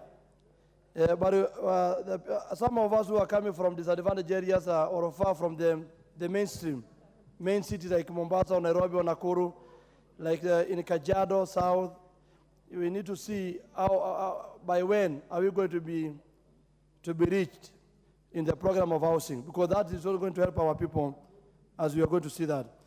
The issue of community health workers getting money, the 50-50 arrangement, that the county government gives 50%, something like 50%, and national government gives 50%.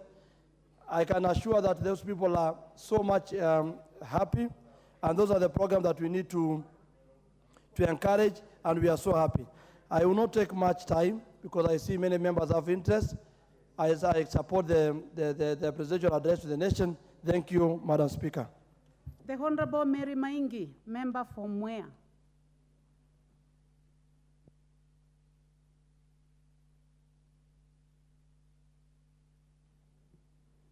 Thank you, Honorable Speaker, for giving me this opportunity to comment on this very important presidential speech.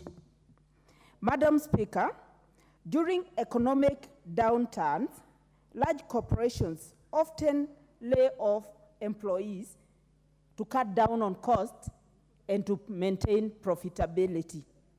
Small-scale businesses play a critical role in promoting economic resilience and stimulating economic growth. The President, in his address, mentioned about the exemplary performance of the Hustler Fund with a disbursement of 36.6 billion, 2.3 billion in savings, 7.5 million of repeat borrowers, and an overall repayment rate of up to 73%. I would also like to observe that the President, in his speech, mentioned about the passing into law of the Universal Healthcare Bill. That constitutes of the Primary Healthcare Act, the new Social Health Insurance Act, the Digital Health Act, the Facility Improvement Financing Act, to provide healthcare to all Kenyans. This, Madam Speaker, is going to see all Kenyans access quality healthcare in our health facilities. Majority of our Kenyans cannot even afford to get themselves to a health facility because they can't even afford fare. When we talk of promotive, preventive healthcare, we are going to see community healthcare workers go to people's doorstep and attend to people with minor ailments. And that is going to result into a very healthy workforce, because people who are not healthy cannot go to work.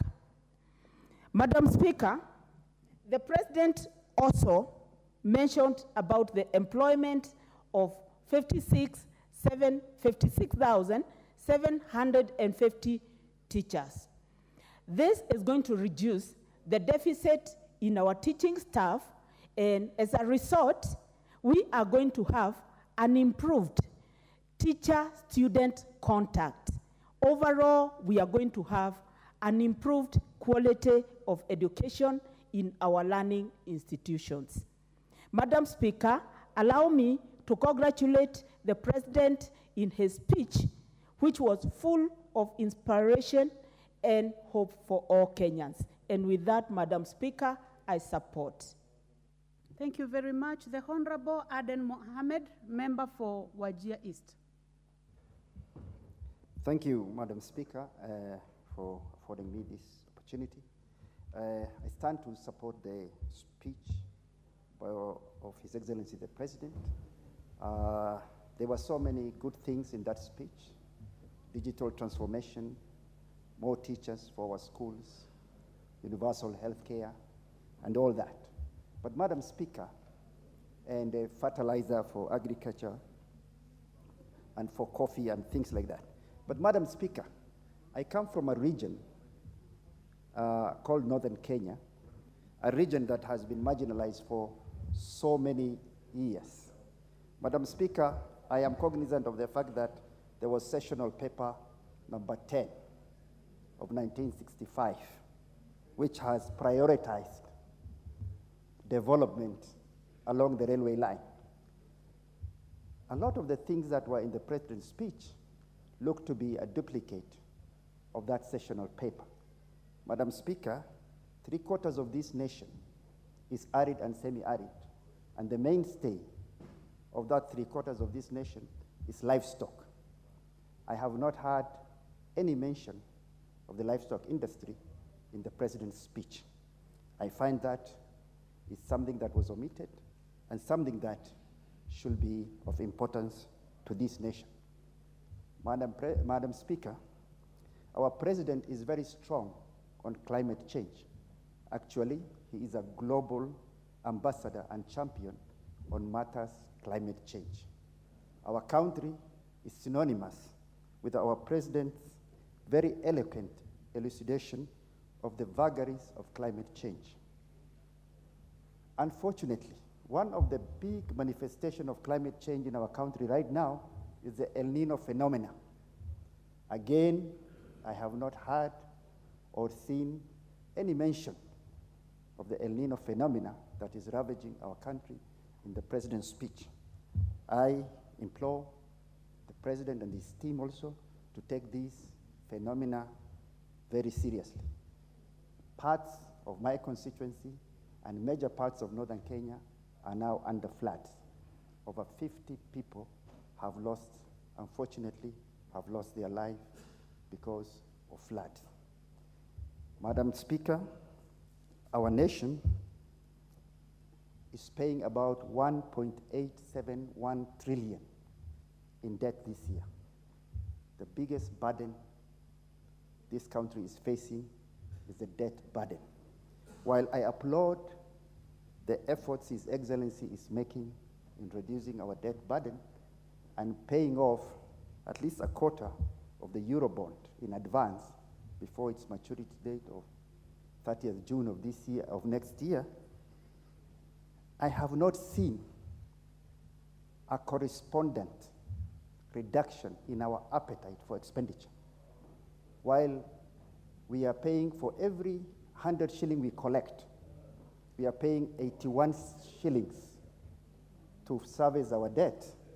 We are still, as a country, gobbling up expenditure for things that are not necessary. I also would like to see that a reduction in our expenditure so that we can at least maintain our debts at sustainable levels. Madam Speaker, other than those few remarks, I find that the presidential speech was full of things that was good for this country, and I support the speech. Thank you, Madam Speaker. Thank you very much. The Honorable Rahim Dawood, member for North Imenti. Thank you, Madam Speaker. First of all, I want to congratulate His Excellency the President on his State of the Nation speech.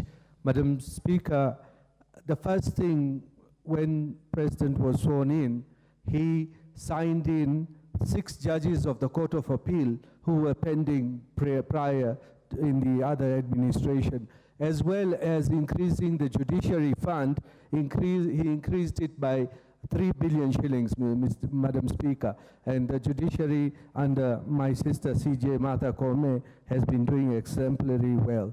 Madam Speaker, the second thing His Excellency did, he made the IG, my brother again, IG Inspector Japhet Koome, as the accounting officer of the National Police Service as an independent away from Interior so that they can run their affairs properly. Madam Speaker, we have seen the expansion of the agriculture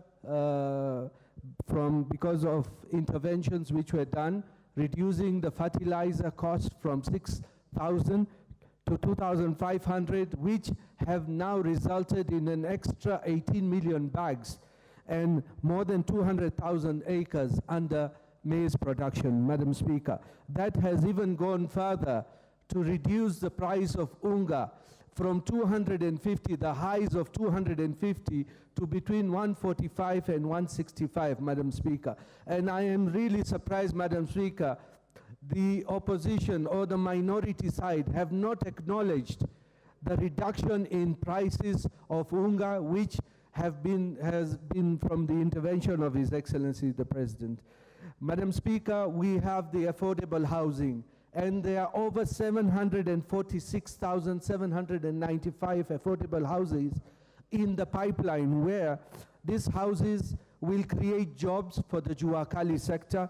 Not just create jobs, it will give a decent dwelling to the ones downtrodden, and the purchase is the ones who will be buying it. They will be buying it at the social housing will be at 3% interest, the affordable housing at 6% interest, and the market rates are 9%. So, Madam Speaker, it goes to show how much the President has thought about this affordable housing, because ordinarily, anybody who goes to a bank will not get less than 12% interest on loans. Madam Speaker, we talk about universal health care, and I thank this House for passing the 4 health bills. And Madam Speaker, the government, together with the county governments, has looked forward at the community health promoters. We will be employing over 100,000 community health promoters who will nip in the bud the diseases. They will go to each and every village. Instead of somebody having to come long distances to hospitals, they will be getting maybe interventions so that it does not go very far, Madam Speaker. Madam Speaker, the government of His Excellency the President has invested heavily in the ICT sector, and there we are going to be having 1,450 digital hubs and over 25,000 free Wi-Fi hotspots. Madam Speaker, in my constituency, we have got already between 4 and 5 hotspots, free hotspots, which are assisting our market people and our residents in doing digital business. Madam Speaker, the government has got a very ambitious 100,000 kilometer fiber optic cables. Madam Speaker, the pensions we have is at the moment it's at 1.4 billion, but after coming into effect of the NSSF enhancements, we are at 6.5. Madam Speaker, the other thing is the markets and aggregation centers, which this government has brought forward. In my constituency, I've got 1 or 2 market aggregation centers, and I believe that is the way to go, and we thank His Excellency the President. Even in the digital, we've got more than 13,000 services which are now on e-citizen platform. So, Madam Speaker, when we are being told that there's nothing which this government... The Honorable Richard Yegon, member for Bomet East. Thank you very much, Madam Speaker. I also rise to contribute on this State of the Nation address by the President. Madam Speaker, I want to support the President in his speech, and I would like to put it this way. When he took over the office, there was a lot of challenges which this administration faced, and he's still trying to do his best. First of all, there was the issue of the COVID-19, which had ravaged the whole nation, including globally. And this contributed immensely to making the country a net importer of food. And I would like to say that this also took a lot of the revenues from the country.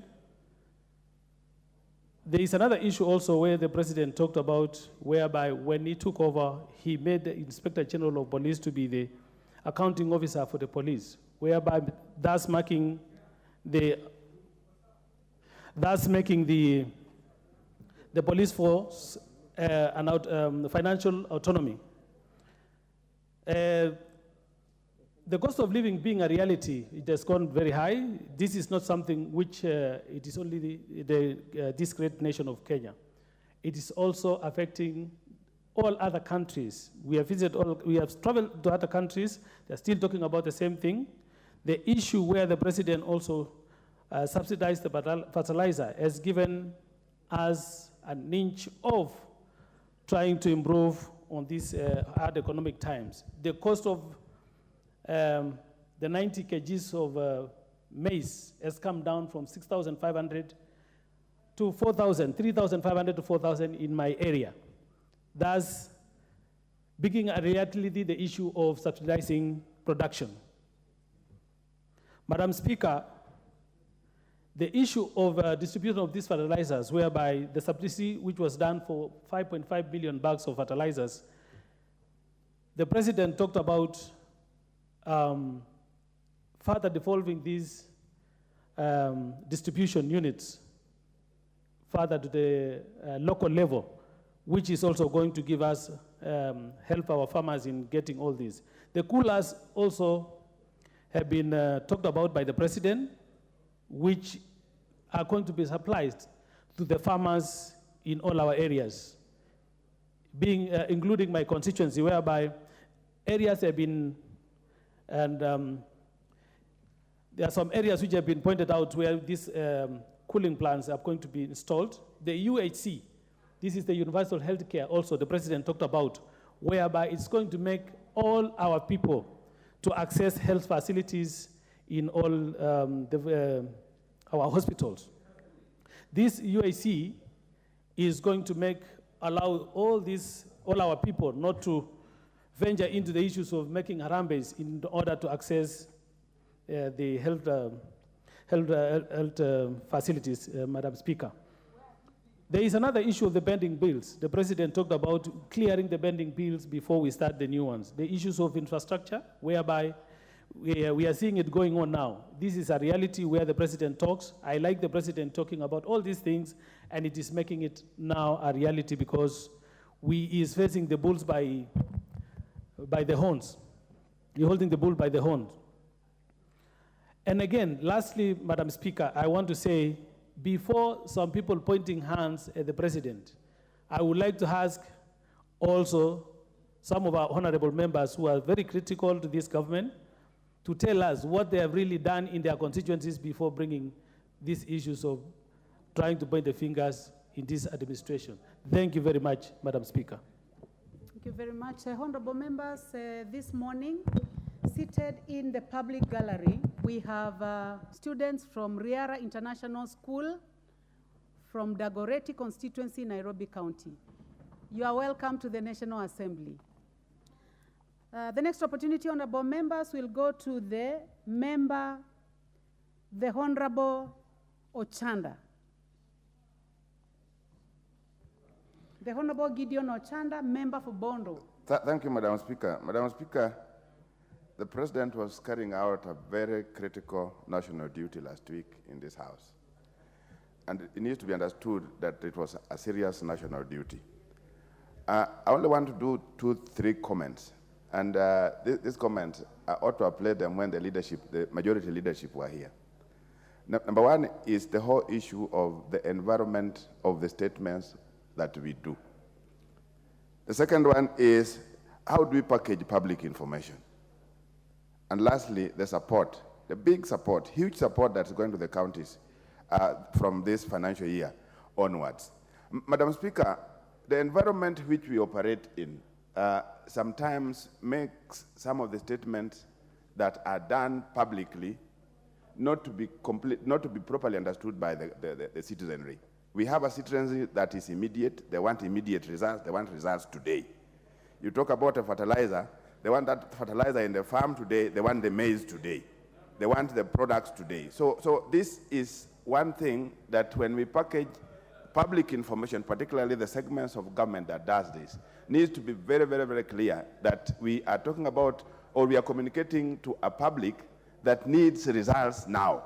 So if we have things that are long-term, we have to package them in a manner that they don't appear like they are coming up tomorrow, yet they are long-term. And that is exactly where some of the information that is given out doesn't reach out very well. Who packages this information? This is something that I want to believe that the government needs to take up. How we package public information. A lot of public information are getting out when it is still very crude. And it becomes too difficult to correct them with the time. And this is exactly where we have, like I mentioned, segments of the government that are also not very sensitive. We are at a situation in this country that nobody should be talking about adding any levies, any taxes, or anything on the citizenry. And yet, you have segments of the government who is fully aware of this, but they are so insensitive to an extent that they still come up with these proposals and ideas that you have to raise the monies for doing IDs, you have to raise monies for marriages, and we are in an environment where some of these things are taken literally like that, and the social media moves too quickly and very fast ahead of most of the things that we do. And they exaggerate these things, and it's the exaggerated bits that the public gets to understand. It's the exaggerated bits that get to the public, get to the citizenry. So we really need to think that those segments of the government that instead of brewing up, instead of cooking things properly, and making sure that at the end, the product is ready to be eaten by the public, don't need to release information too quickly that's confusing the public. That's one thing that I wanted to bring, Madam Speaker, that is critical. The other bit that I wanted to bring, Madam Speaker, is the support that we are extending to the counties. It is indicated in the speech. It is indicated in the budget. It is indicated in the things that we have done here. But we need to relook at these things again because they are going to be a problem in future. We are talking about public health promoters. The national government is committing 2,500 to each one of them, and it's supposed to be matched by a county government. What if a county government fails to match that? And when is this thing going to be happening? We are talking about industrial parks. The county governments are supposed to match 250 million. What if they fail to do it? We are talking about the markets. The national government is going to support a number of markets. For example, in my county, there are like 5 markets that the national government is going to place money. But the markets are supposed to be done or are supposed to be left with the county government. How will they do it? So I think there are things that the government really needs to start looking at afresh. Otherwise, it's going to be a problem to this country later on. That the national government will pay, there will be no matching money from the side of the county government. And in the end, the national government is going to be blamed. You know, the county government has people. They are closer to the people. When you release your 2,500 and they fail, they'll say that it is yours that failed. And they'll get to the communities much more quickly than the national government. I think the government needs to look at this very, very seriously and afresh. Thank you, Madam Speaker. Thank you. The Honorable Hilary Kosgei, member for Kipkelion West. Thank you, Madam Speaker. I also rise to add my voice to the President's speech. And I want to begin, Madam Speaker, by saying that during the Great Depression of the 1930s, the American people were faced by serious economic times. And the then President, Franklin Roosevelt, came out with a speech to calm an anxious nation, Madam Speaker. And he said that our values have shrunken to fantastic levels, our taxes have fallen, our taxes have risen, our ability to pay has fallen. Government finds itself with serious curtailment of income, and the means of exchange is frozen in all fronts and areas of trade. And he finally told them, Madam Speaker, that the American people had nothing to fear but fear itself. And what did the American public respond to the speech of their president, Madam Speaker? They realized the enormous task that the president had and decided to rally to a man to the efforts of the president to remove America out of the Great Depression. Madam Speaker, the situation in this country is not unique. Madam Speaker, Kenyans must be reminded that the Kenya Kwanza administration took over government when the economy was in ICU. And Madam Speaker, the president, being the surgeon that he is, started work immediately to help to remove the economy out of the ICU all the way to the HDU, and is now stabilizing it in the wards, Madam Speaker. And it started, Madam Speaker, by suspending our free and excess spending by cutting it by 300, the first supplementary by 300 billion. He also started by moving the country away from subsidizing consumption towards subsidizing production. And that is where you see successes, Madam Speaker, in the areas of agriculture, where we subsidized fertilizer to 2,500 shillings, and the farmers of Kenya went to their farms and produced for this country 200,000 more bags than the previous years, Madam Speaker. Secondly, Madam Speaker, the President moved to a more important area, Madam Speaker, by now using this speech to tell the Kenyan people the economic situation as it is now and the measures that he is adopting, Madam Speaker, to make sure that the patient, which is the economy, is removed from the ward and released. And therefore, Madam Speaker, as we contribute to this President's speech, I am calling on the people of Kenya to trust their President, to remove them out of this economic hardship, Madam Speaker.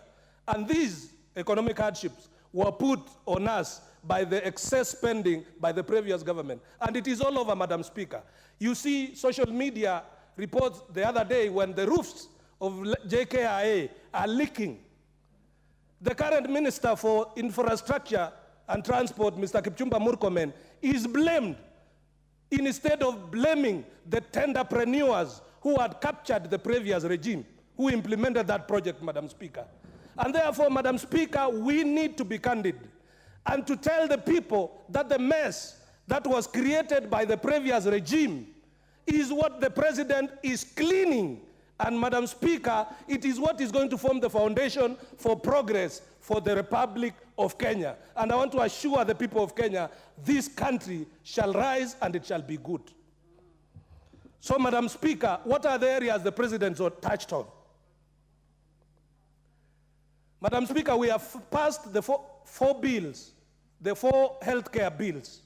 That is going to transform healthcare and remove cartels who are used to ripping Kenyan money from the NHIF scheme, and to enable the people of Kenya to get free medication going forward, funded by their government and the taxes of the people of Kenya.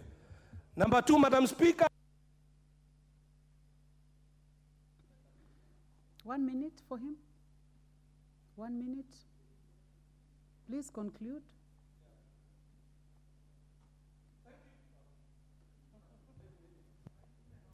Thank you, Madam Speaker.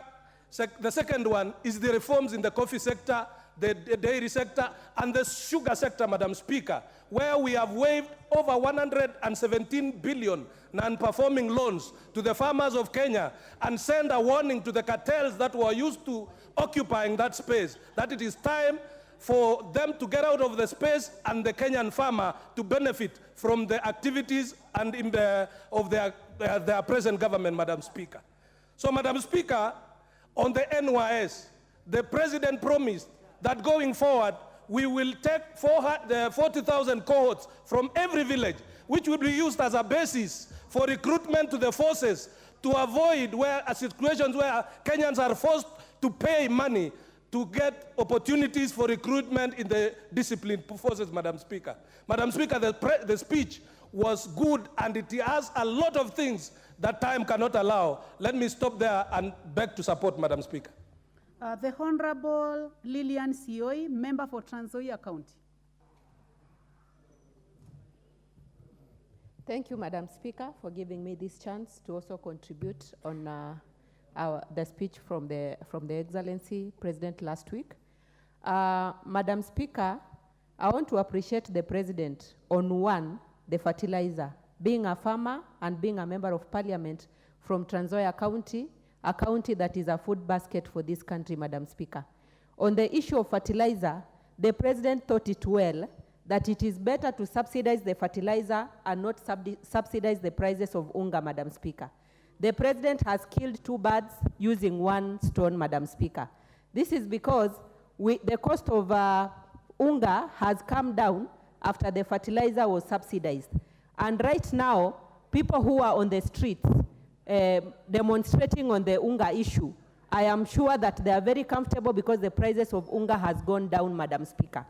Secondly, I also want to speak on the issue of health, because this is a basic need: food, health, education, and shelter. And on the four issues, Madam Speaker, the President touched each of them one by one, of which he has already worked on it, Madam Speaker. On the health issue, Madam Speaker, the President thought it wise coming up with the primary health care, of which it is better to prevent. When we have the measures to prevent diseases in this country, Madam Speaker, we will cut down on the cost of expenses when it comes to medication, Madam Speaker. So I want to say that the President has done, and we have to applaud what he has already done, Madam Speaker. I know criticism has to be there because it is normal, but the criticism that we are putting across is not worth it, Madam Speaker. I'm saying this because when this government took over, already the prices of unga was high. When this government took over, already the prices of fuel was up, Madam Speaker. And as people are already pushing our president to subsidize the prices of fuel, it is not possible, because when we put subsidies on fuel, we will be killing other ministries, Madam Speaker. This is not in the mandate of the president. He has tried his best, and he's working out to ensure that the basic needs that this country or our Kenyans need are already being worked on, Madam Speaker. I also want to urge members of parliament, especially members of parliament from opposition, it is good to speak the truth. At times, our electors are depending on us to tell them the truth, to lead them and explain to them what is happening in this country. So when we stand here and lie that is the president who is increasing the prices of fuel, it will be very wrong, and we are misleading the electorate, Madam Speaker. So I want to applaud the speech from the president, and I want to congratulate him for what he's doing. I know when you are coming into a new house, at times it's very difficult to work out things fast as people expect. Sometimes when we are getting into relationships, when we are courting, we think that it will be a bed of roses as usual.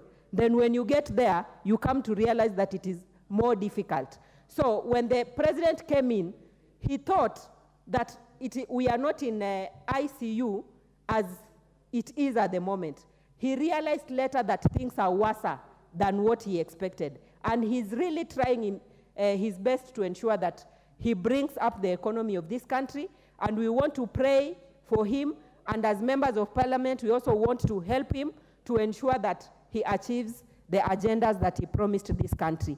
And just to conclude on something, on issues to do with fertilizer, there is one issue, a problem that has been caused by employees from the cereals board. We have cartels there who are also buying fertilizers that are subsidized and selling to the farmers, the rightful farmers of this country. So I would urge that the Ministry of Health, Ministry of Agriculture checks on this so that we ensure that real farmers get fertilizers at a subsidized price. Thank you, Madam Speaker. The Honorable Deco Balo, member for Garissa Township. Thank you, Madam Speaker. I rise to support the speech by the President and appreciate. Order, Honorable Member for Garissa. I would like to encourage the member for the Honorable Wario. I would like to encourage you to sit if your intention was to speak, because you are not far. Thank you. You may proceed, Honorable Member. Thank you, Madam Speaker. I rise to support the report and the speech by the President and appreciate for his wisdom and charisma in representing his report. Madam Speaker, if you read the speech of the president and the report of the president, there is a connection between his speech of this year, the speech of last year, and the manifesto of the Kenya Kwanza government. While he was campaigning, the president made promises and pledges to this country, and it is a report he's giving us that after 1 year of my presidency, and he has laid that foundation in the first year, in his first speech, that this is the report of I'm giving you as a country, the hope that you should be looking forward to as a country. Madam Speaker, as a leader of a country like Kenya, you need to make, sometimes you are forced to make very hard decisions, very painful decisions, but for the betterment for tomorrow. So what the president gave us was a report from last year, since he started this. What he had pledged and promised Kenyans required some issues, required legislation and policy changes. And that's what we have worked on as a country, or as a parliament, or as a government in the last 1 year. For example, Madam Speaker, the president promised and pledged to this country on a number of issues like education. Now we have a new model of funding for our university education, where almost 45,000 Kenyan students are going to benefit for almost 80% fees reduction. We have 56,000 new teachers who are recruited to cover the gap that was missing over the years. There is JSS funding, both infrastructure and capitation. Madam Speaker, if you look and sum all that in the education sector, it means that there is going to be a burden removed from the people of Kenya, the parents of Kenya, who are not able to pay for their students for their education. Madam Speaker, if I read the report on food production, the subsidy, the president is giving us a report that the subsidy, the production subsidy he has given this country has now, the result has now been seen. That the unga has reduced from 265 per 2 kg pack to 170 per 2 kg pack. That means that it has worked. The program he has put in place has worked. The other issue is that the sunflower production. This country, the second highest importation after petroleum is edible oil.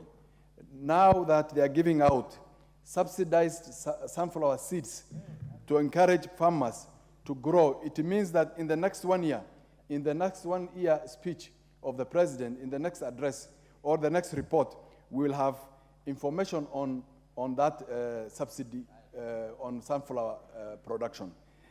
There is also a value addition to this agricultural production, in that he had promised us, and we signed with him a charter during the campaigns, that they will be putting up industrial parks in every county. And I want to report that for my county, we have already started that project, and that that will cover post-harvest losses for our farmers. Madam Speaker, the other aspect that the president also talked about was employment, housing, affordable housing, for social housing, market housing programs. All this was intended not only to create decent housing for our people, but also employment for our young people. The other issue was universal health coverage. We have talked about it here in this house. NHIF reduced from 6,500 per family to now 375. 100,000 universal health workers employed. These all, if you look at it, will reduce the cost of living for the people of this country. Hustler Fund, very encouraging, 73%. You spoke very well, actually, you have concluded very well. The Honorable Zahir Janda, member for Nyarimbari Chache. The Honorable Zahir Janda, member for Nyarimbari Chache. Thank you. You are disturbing the Honorable Jared Okello. You know, I observed you. You crossed the floor. And I decided to leave it out because I didn't want to interfere with a member who was on his feet. So I want to encourage you, please take your seat and give an opportunity to the Honorable Jahir Janda, member for Nyaribari Chache, to be heard in silence. Thank you, Madam Speaker. I rise to support the President's speech because the President undertook to ensure urgent transformation of our economy when he assumed office last year. And Madam Speaker, we can see there is progress that has been made so far in enhancing food production, creating employment, and taming inequality. Madam Speaker, we have been seeing a lot of we have seen a lot of progress. In fact, there's the construction of 400 markets, the whole country, complete with water, electricity, and other amenities across the nation. In for example, Madam Speaker, in my constituency, we have 3 new markets coming up, Keumbu, Birongo, and Amariba, which is a very great progress. Madam Speaker, I come from Nyanza. The government is restructuring the sugar sector. We have seen recently the President has been fighting cartels in the sugar industry. And with the approval of this House, Madam Speaker, the government is going to pay about 1.8 billion shillings before the end of this year to the farmers in this country. Madam Speaker, I want to seek and ask my countrymen and women to give the President time. This man, His Excellency William Ruto, is working extraordinarily hard to ensure that he revives this economy. As Kenyans are aware, we inherited a dilapidated economy, an economy that had collapsed. Today, we are doing well. The economy is not so good, but the President is doing all he can to ensure that all is well. Lastly, Madam Speaker, the President is on the right trajectory because we can see he has said before the end of June next year, 500 billion shillings will be the debt that is there of the Euro bond. We are going to make the payment. Lastly, Madam Speaker, I want to say that please, my fellow citizens, let us support this government. The President is doing well. I support the President's speech. Thank you. The Honorable Ali Wario, member for Garsen.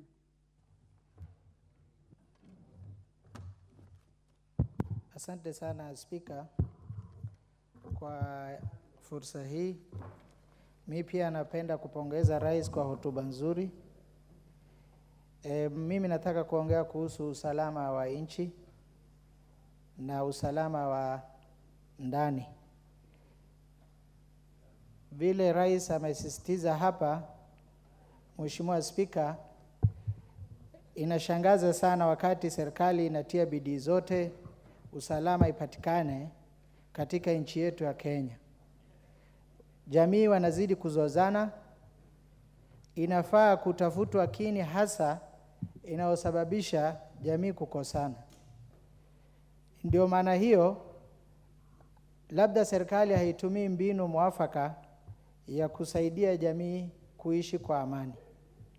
Ndio maana hiyo mimi nasisitiza jamii kwanza, hasa wazee, kitengo muhimu sana ihusishwe, waongozi wahusishwe katika mambo ya usalama. Haiwezekani mtu wako katika ofisi za serikali labda yeye anaamini kwamba kuleta usalama ni kutumia nguvu ama mabavu ama unyanyasaji. Hiyo haiwezi kasaidia. Mimi nasisitiza sana na napongeza Rais kwa hiyo hotuba mambo ya usalama. Watu jamii wahusishwe, jamii husika, na hasa wazee na waongozi. Ni ajabu sana kwamba waziri anaweza kwenda sehemu na labda waongozi waliochaguliwa kutohusishwa ati inaenda kuwekwa usalama. Hiyo haiwezekani. Ndio maana sehemu za hizi Rift Valley amani haipatikani. Hata serikali ikipeleka jeshi haiwezi likaleta usalama. Mambo ingine ya usalama, vijana wanapotezwa kwa kusingizia mambo ya ugaidi, labda waongozi wa dini. Hiyo haiwezi ikasaidia. Lazima serikali wabadilishe mbinu. Hawa vijana labda wanashukiwa kwa mambo ya ugaidi. Nini inasababisha hiyo? Labda hawahusiki, labda ni kusingiziwa, ama labda kuna mambo ya food security, mambo ya njaa. Lazima hiyo iangaliwe. Mambo ingine, Madam Speaker, ni mambo ya vile subsidized fertilizer inasemekana. Madam Speaker, sisi ni wafugaji wengine wetu wengi. Mimi na serikali inasisitiza mambo za kahawa, mambo ya majani chai, mambo ya mahindi na kadhalika. Na huwezi ukakula hiyo mahindi bila mboga ya nyama. Kwa hivyo, serikali pia itie vikwazo, mambo ya ufugaji na mambo ya mifugo iwekwe pesa ya kisawasawa, ndio ufugaji iendelee. Kwa sababu ufugaji ni mambo ya culture na uchumi, na inachangia pakubwa sana katika uchumi ya nchi yetu. Hiyo lazima iangaliwe. Na pia naomba na husia serikali, watu wamelima sana. Saa hii mambo ya flood, mafuriko imeathiri sana watu pakubwa. Watu wamelima shamba, chakula imetoa mazao, sasa maji imeanza kubeba. Kwa hivyo serikali ifikirie mbinu ya kupatia fidia hawa jamii ambayo wameathirika, na ili watu wakuwe na moyo wa kulima zaidi. Ndio njia pekee ya kusaidia. Lakini mambo ambayo inatokea saa hii ya dharura, mambo ya hii maji vile imekuja, serikali isaidie watu pamoja na mambo ya kujenga. Mambo ya hii housing program, kwanza ianze na rural, watu huko mashambani, kwa sababu sisi watu wanahama kutoka mashambani kuja sehemu za town. Lakini kama wangejengwa kule sehemu za mashambani, watu wangebaki huko, wawekee maji, wawekee usalama na mabarabara kadhalika. Ndio watu waencouragewe waishi katika sehemu hiyo. Asante sana, Madam Speaker. Asante Mheshimiwa. The Honorable Bernard Shinali, member for Ikolomani. Seems to have withdrawn from the chamber. The Honorable Joseph Kahangara, member for Lari.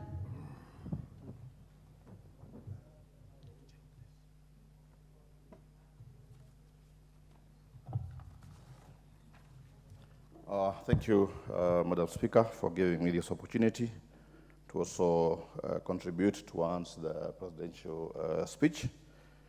Of course, we all know the President was discharging his responsibility under Article 132, where he has to give the state of the nation to Kenyans and to tell them how whatever has been done and what he intends to do to bring economic transformation in this country.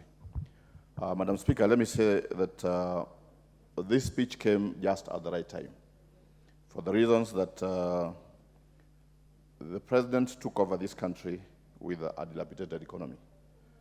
Kenyans out there, of course, are also crying because of the cost of living, and they have just been asking themselves whether this was the right government. And for that reason, we out there as politicians have been trying our best to explain to Kenyans that the President means well and he has a lot of plans for this country. When the President spoke, of course, he reminded us that when he took over government, the cost of living, of course, was high. There were pending bills. There were many contractors who had not been paid. If you go back to, for example, my constituency, where we are beneficiaries of the Mau Mau roads, there are contractors who are still, who have moved out of sight simply because they have not been paid. The escalating debts, of course, has been a thorn in flesh in this country, and many stalled projects. And the President has been telling us that the plan, that his campaign manifesto was not just written on paper, but it's something that was meant to be implemented. And indeed, we have already seen that the plan is being actualized from the speech that he gave us. One, the cost of living, the cost of food, the unga has gone up. President has ensured that he did subsidize fertilizer, and he tells us that he found it not reasonable to subsidize consumption. He decided that he's going to subsidize production so that we have enough food and we'll let the market forces play where the demand and supply will determine the prices. And now we can actually see that from the production that we have in this country, the cost of food has really gone down. The president did talk about the creation of jobs for our young people. One of the ways he intends to do that is the construction of the affordable houses. As much as the houses are also going to help the working class in the urban areas, many jobs are going to be created. There are many youths who are going to be employed, who are going to be engaged in the constructions, and that will mean that the issue of unemployment is going to be taken care of. For example, in Lari constituency, where I come from, we are going to have the construction of a smart city under the affordable housing, where we are going to have some 5,000 units. That will mean creating job opportunities for our people. The president has talked about the creation of the ICT hubs in every ward, and that will mean that also our people can actually be able to work from home and creating employment. The EPZs and the markets, we have markets that are going to be built in our areas. We come from an agricultural area, and the market like the Sokom Jinga, which is going to be Sokom Werevu after this, is one of the markets that's going to be constructed. And may I say that the president, by the introduction of the Hustler Fund, has ensured that many people who could not access credit from the banks have been able to access the Hustler Fund, and they're able to start many opportunities in terms of creating jobs for themselves and their families. And with that, Madam Speaker, I wish to congratulate and support the speech. Thank you. Thank you. The Honorable Liza Chelule, member for Nakuru County.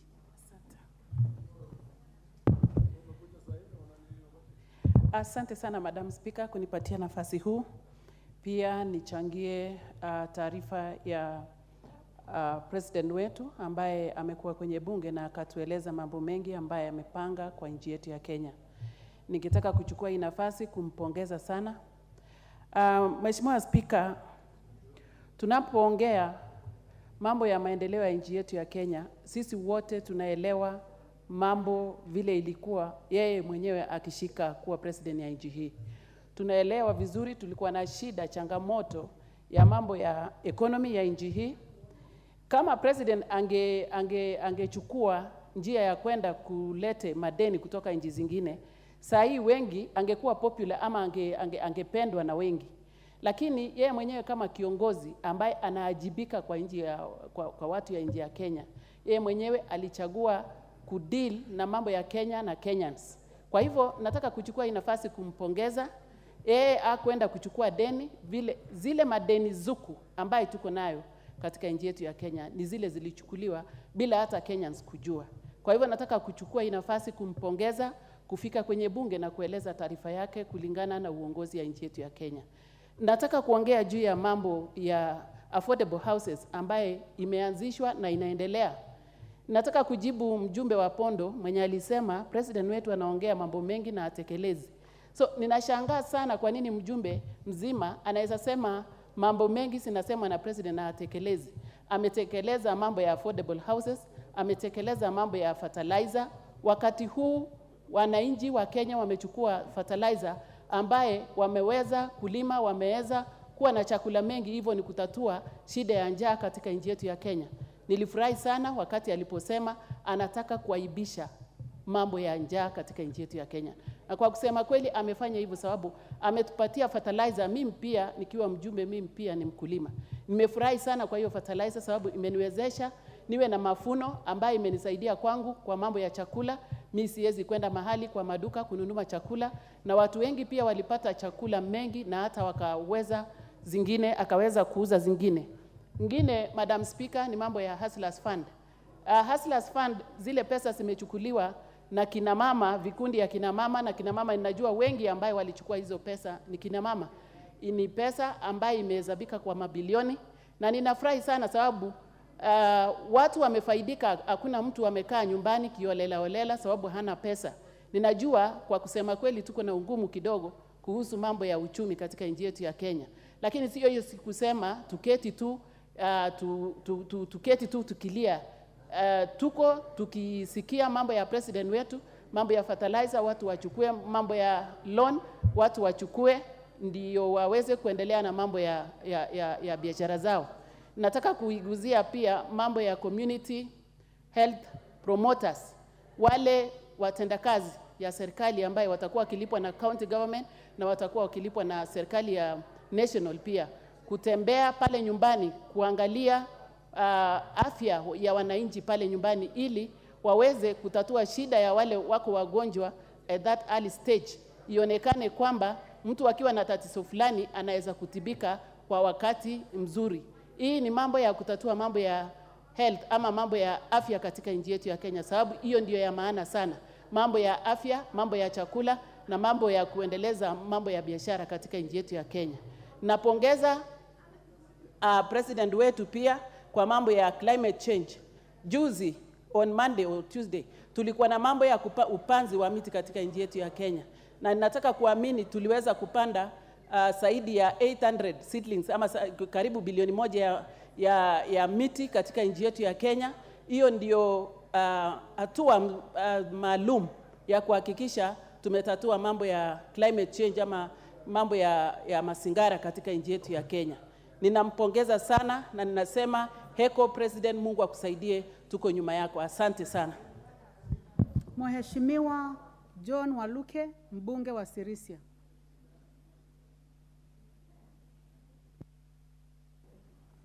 Thank you very much, Madam Speaker, for giving me opportunity also to contribute on this very important speech that was given by the President of the Republic of Kenya. Madam Speaker, it is always easy, like when the footballers are in the field, the spectators outside there can criticize and say everything about the players. But Madam Speaker, when you are also in the field, inside the field, you cannot show that you can play. The President has tried, Madam Speaker.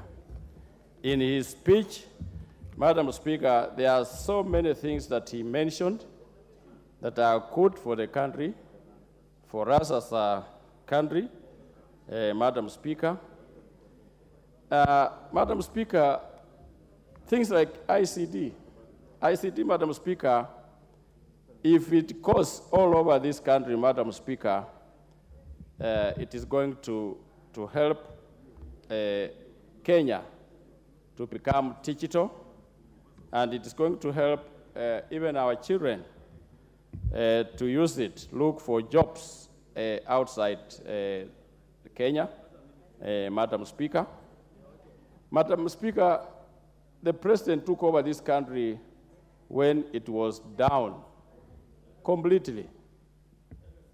The economy of the country, Madam Speaker, was in ICU. It was down. And many of us, even me as a member of Parliament, Madam Speaker, I thought that maybe we were not going to be getting salaries because of our economy being, at that time, Madam Speaker, it was down completely. Madam Speaker, is trying to improve the economy of this country. And he touched on many aspects that, Madam Speaker, made some of us feel happy that the President, indeed, he is trying. Madam Speaker, as leaders, as members of Parliament, for example, we need to be patriots to our country, whether you are in opposition or whether you are in government. This country is ours. This country belongs to us as Kenyans. and there's nowhere where we can go. There are people even who went abroad and they go and come back. Kenya is there to stay. And as Kenyans, we need to support this government of William Ruto and Gachagua because it was voted by us as Kenyans. And what we need, Madam Speaker, is to give this government time because it's barely only 1 year in office. What we need to do, Madam Speaker, is to give it time and support. Things are changing. Things are going to change.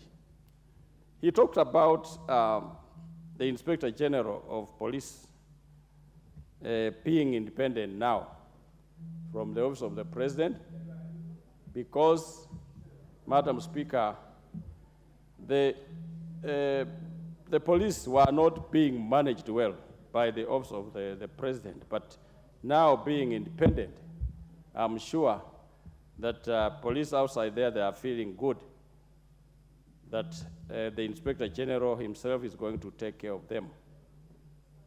The money that he gave to the judiciary, the 3 billion that judiciary has been asking since independent, Madam Speaker, now judiciary, the backlog of the cases in courts, Madam Speaker, I think they are going to be settled and our people are not going to stay in custody due to lack of judges and magistrates because they have been given money. Madam Speaker. Thank you very much. The Honorable Julius Taitumu, member for Igembe North. Okay. Thank you, Madam Speaker. Let me also take the cue in congratulating His Excellency, the President of this country, for his candid and informative speech that he delivered last week. Madam Speaker, extraordinary times require extraordinary measures. The President enumerated various successes of his nascent government. Madam Speaker, I want to single out one key sector that has benefited immensely under this government, and this is the education sector. Madam Speaker, one of the honorable members saying that teachers have only been employed as interns and not permanent and pensionable teachers. I want to say categorically that is wrong, and we should give credit where it is due. I am being a teacher for the last 10 years. The only number of teachers who have been employed in a particular year due to lack of funding is 5,000. This government has employed a massive 56,000 teachers to serve as on basis of either permanent and pensionable or as interns. This, Madam Speaker, has a great impact. Some don't understand that these teachers who are employed, most of them have been out since they completed their courses for 10 years. And this one has reduced immensely the burden that used to be carried by the parent to pay teachers who were employed on board of management as their employer or the PTA basis. And this money now will go to other issues. Madam Speaker, on the same sector, around 8,400 teachers transited from one grade to another after they were moved from their previous grade to the junior secondary sector. This year alone, 36,000 teachers are being destined to promotion, which are due by January next year. Madam Speaker, the agricultural sector has also benefited greatly. Farmers have been able to get subsidized fertilizers. They have also been able to get many Meroki coolers to cushion them from the vagaries of having their Meroki going bad within a very short time. Registration of farmers has been conducted. The coffee sector, the coffee farmers, payments were good this particular year. The other area is the fishing industry. We have seen the president, even those who are challenging his speech, roll out 22 landing sites in all 9 counties of Kisumu. Madam Speaker, if you go to the aero sector, this house itself has enacted various laws to make sure that this sector is streamlined. One of the areas is Social Erosion Insurance Act that has been done, the Digital Erosion Act, the Primary Erosion Act, and above all, rolling out 100,000 promoters in our areas to make sure that our population is eroded for the betterment of our economy and for the betterment of their lives. Finally, Madam Speaker, I want to say, and I want to implore upon to His Excellency the President of this country, to make sure that the barbaric act of cattle rustling in this country is brought to the earth.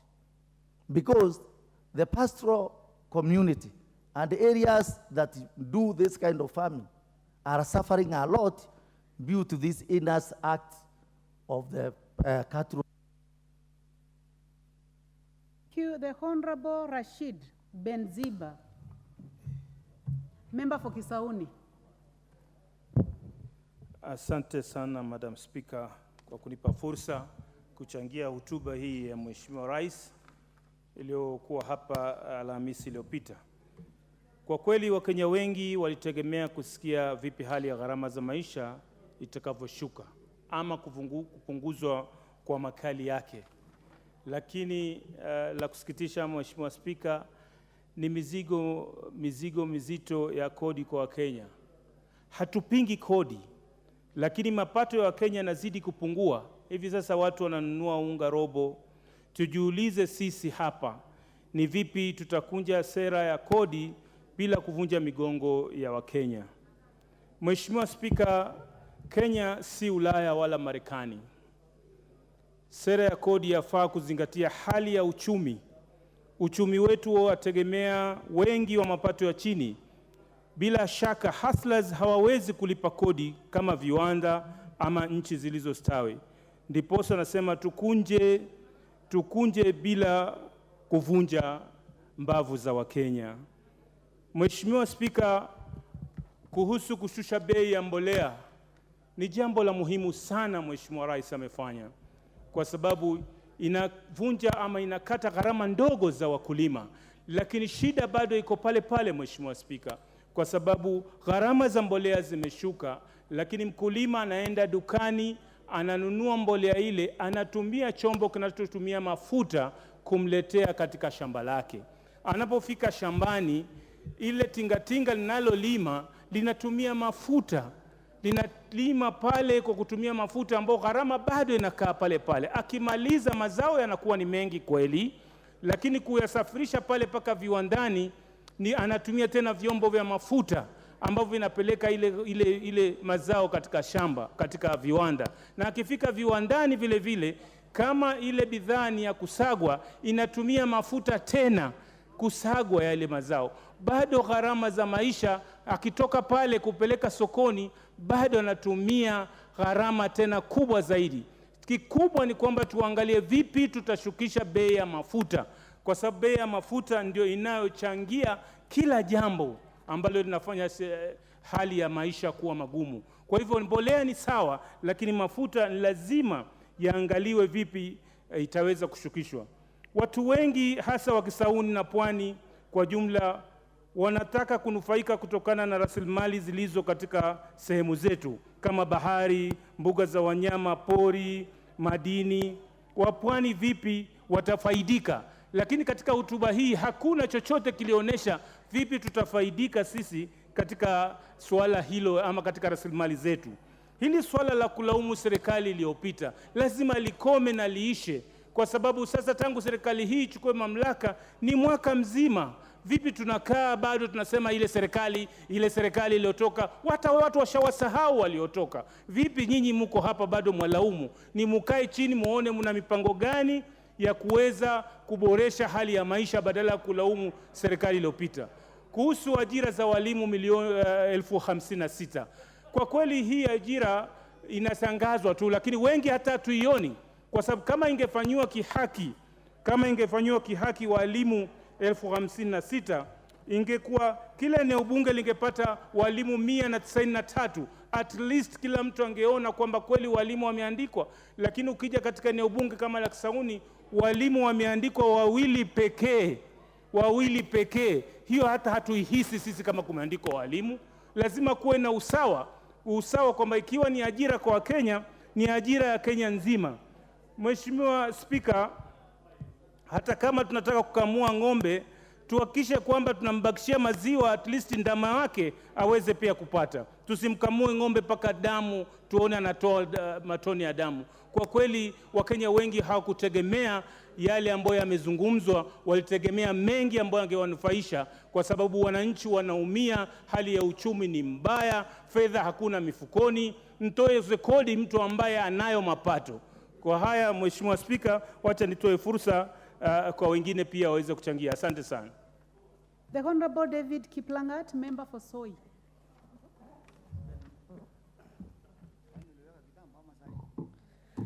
Thank you, Madam Speaker.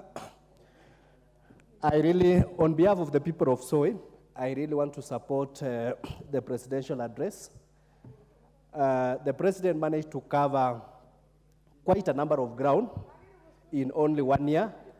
First of all, if we go to agriculture, if there is something the government has really done well, is to support our farmers, especially the maize farmers, with the subsidized fertilizer, which the government managed to reduce from over 7,000 Kenya shillings to now 2,500 Kenya shillings. We have managed to increase the amount of acreage as a result of that by 200,000 acres. And also we have managed to increase production of maize by 18 million bags. And I can assure you with that alone, we shall have enough produce to last us for 1 financial year or 1 fiscal year without the necessity of doing importation of maize. You realize, Madam Speaker, where we are standing as a country, we have a lot of challenges, both in terms of challenges beyond our control as a government. As you realize, the issues of fuel is being controlled from external forces, and it is really challenging on our economy. We have the depreciation of the Kenyan shilling that is also bringing a lot of problems. But the only way we can strengthen the Kenyan shilling is to ensure that we increase our exports.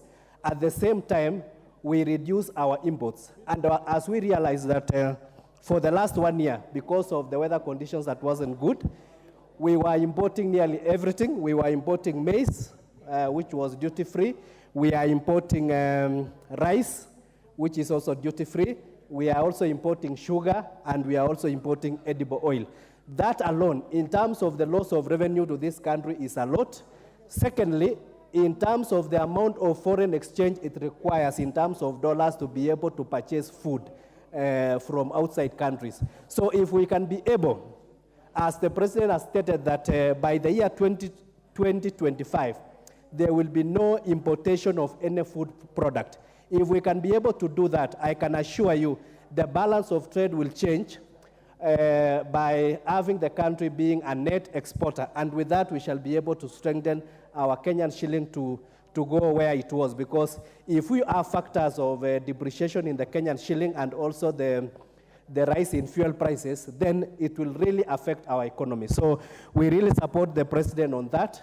And secondly, where the government has really done well is on the issue of trying to support our universities. You remember our universities were actually being declared technically insolvent by the amount of huge debt that they were carrying.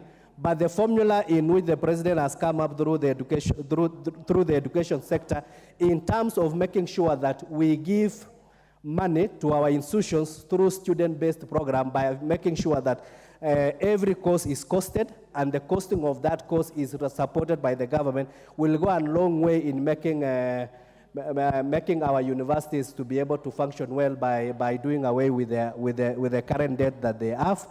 And if you look at, in summary, what the president has done for the last 1 year, trying to keep our economy afloat, he has really done a lot. And as Parliament, we really support the president to make sure that going forward by 2025, all the factors will be addressed that are causing challenges to our economy, and the economy will be able to fly again. Thank you.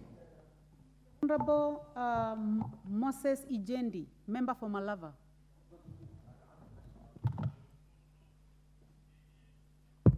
Thank you, Madam Speaker. I also arise to laud the State of the Nation address by the President of this country.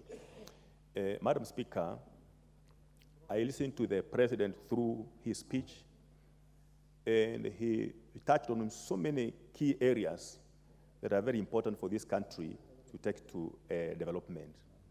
Mr. Speaker, I would urge actually Kenyans to give this president time and believe in what he's telling us.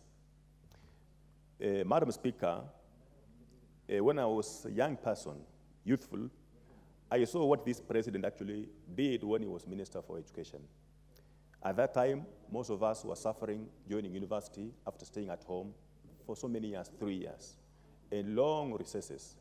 But Madam Speaker, when he took over this ministry, all this changed, fast-tracked admission of university students, reduced the number of months we would stay at home. And then also, Madam Speaker, when he was Minister for Agriculture, he also did so much for this country, a lot of reformation. So, Madam Speaker, he is a person that has, we have actually learned from him in the past performance, and therefore we can trust him for this particular country. Madam Speaker, I want to focus particularly on agriculture and what is thinking about this particular sector. Madam Speaker, I'm really concerned because when you speak to him, I've had an opportunity to interact with him at a very personal level.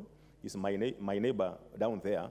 Madam Speaker, this is a person who is seeing far much ahead, more than what some of us are actually projecting. Madam Speaker, he focuses so much on agricultural sector, and we are aware most of these countries that are developed, most of them were actually agricultural countries. And when you look at their history of development, they first of all began with investing so much in the agricultural sector because most of them were predominantly agriculture. They invested so much in the agricultural sector, and Madam Speaker, out of this, they actually sprang to the higher levels they are in now of industrialized or first world countries. So, Madam Speaker, if we really have to move that direction, then we have to take to that route where we have to invest so much in the agricultural sector, which will now spur growth in our economy. Madam Speaker, why am I really focusing on agriculture? You know, most of us, most of our people, or the majority of Kenyans' population works in the agricultural sector, agricultural farms. So when you invest in this particular sector, then these are the people you'll be addressing. These are the people who will be making income. These are the people who will be actually contributing to the economy in terms of tax and et cetera, and therefore reduce even the levels of poverty. Madam Speaker, we know, even me who is standing here, I can only stand here, and all the other Kenyans who are healthy like myself, when you have eaten well. So food is so critical for our country. Madam Speaker, when you look at the president, His focus on agriculture is to ensure that we are a healthy nation. You know, when we have no food, it will mean most of us will be weak in terms of strength, will be sickling in terms of malnutrition, and therefore, Madam Speaker, we will not have the capacity to perform as required in terms of productivity. And Madam Speaker, also, you know, when you have no food, most of the incomes we have then we will be spending on purchasing food. Madam Speaker, we are also aware that most of our population works in the agricultural sector, and therefore, when we improve on this, it will mean that our incomes, because Honorable David Kiplangat, you still have your few seconds. I'll give you 1 minute. I know you are still learning the rules of the House, but you're not supposed to stand in between the chair and the person who is speaking. So you can take that lesson home so that you don't repeat. You will have 1 more minute. Thank you, Madam Speaker. So, Madam Speaker, we are aware, and if Kenyans are not aware, agriculture sector employs 40% of the national population. When it comes to the actual rural population, it employs over 75%. So, Madam Speaker, when you focus on this particular sector in terms of development, you can imagine the kind of persons you will be actually focusing to improve their lives. And finally, Madam Speaker, I want to finish by saying that dependency rates are very high. And this is coming from persons particularly who are uneducated, the persons who are unskilled. So when we focus on agriculture, Madam Speaker, we will actually be reducing dependency ratio rate in the country, because these are people who will now find work to do and therefore even contribute to the economy in terms of taxation, in terms of savings. Otherwise, thank you, Madam Speaker. I allowed the President's national address speech. Thank you. The Honorable Caroline Ngelechei, member for Elgeyo Marakwet.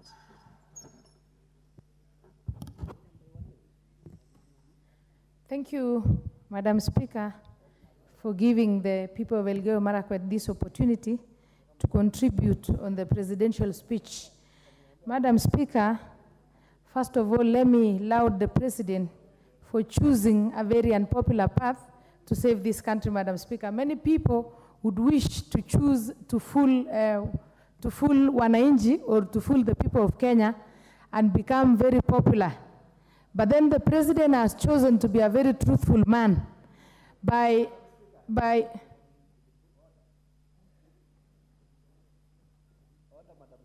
It's out of order. Is Honorable Ngelechei in order to say that the President has chosen unpopular path? What path is unpopular? You know, this is a house of debate, Honorable Adams Kipsanai. She has just started. So give her an opportunity to debate. You may proceed. Thank you, Madam Speaker. Kindly forgive my colleague because he feels that he should have exhausted his minutes of debate.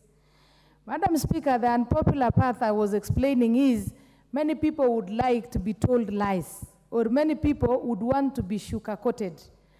Mr. President has chosen not to subsidize consumption, but rather production.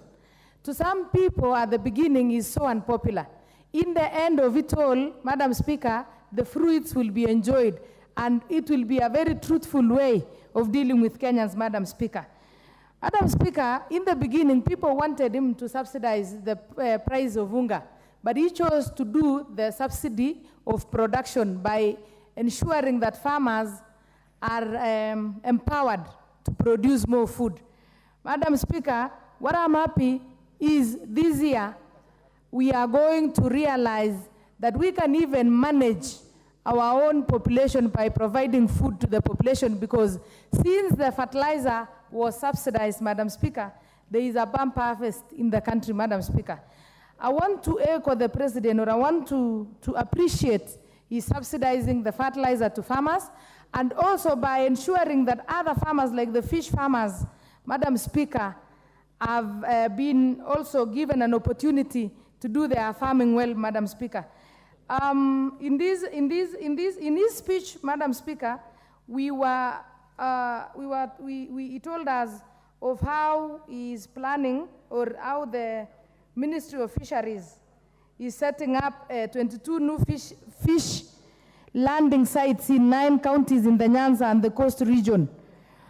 Madam Speaker, this will not only ensure that we can supply ourselves with food, but also will provide the farmers with income, because there are people who used to depend with fishing, but as the fish farming had since gone down because of lack of support from the previous government, Madam Speaker. Madam Speaker, in the issue of security, I am one of those people who can attest that the president has really tried in the North Rift. I come from Elgeyo Marakwet, where we've been crying, and every time, Madam Speaker, I've been talking about banditry, but for the past 6 months, we have indeed started realizing that we have a new government in place. We have people in Kerio Valley have started living like other people in Kenya. People can now do their day-to-day operations without so much interference. All this is because of the intervention of the president, Madam Speaker, by ensuring that he went out of his way to even deploy the KDF to help the police in the Kerio Valley. Madam Speaker, I also want to support him in the issue of housing, Madam Speaker.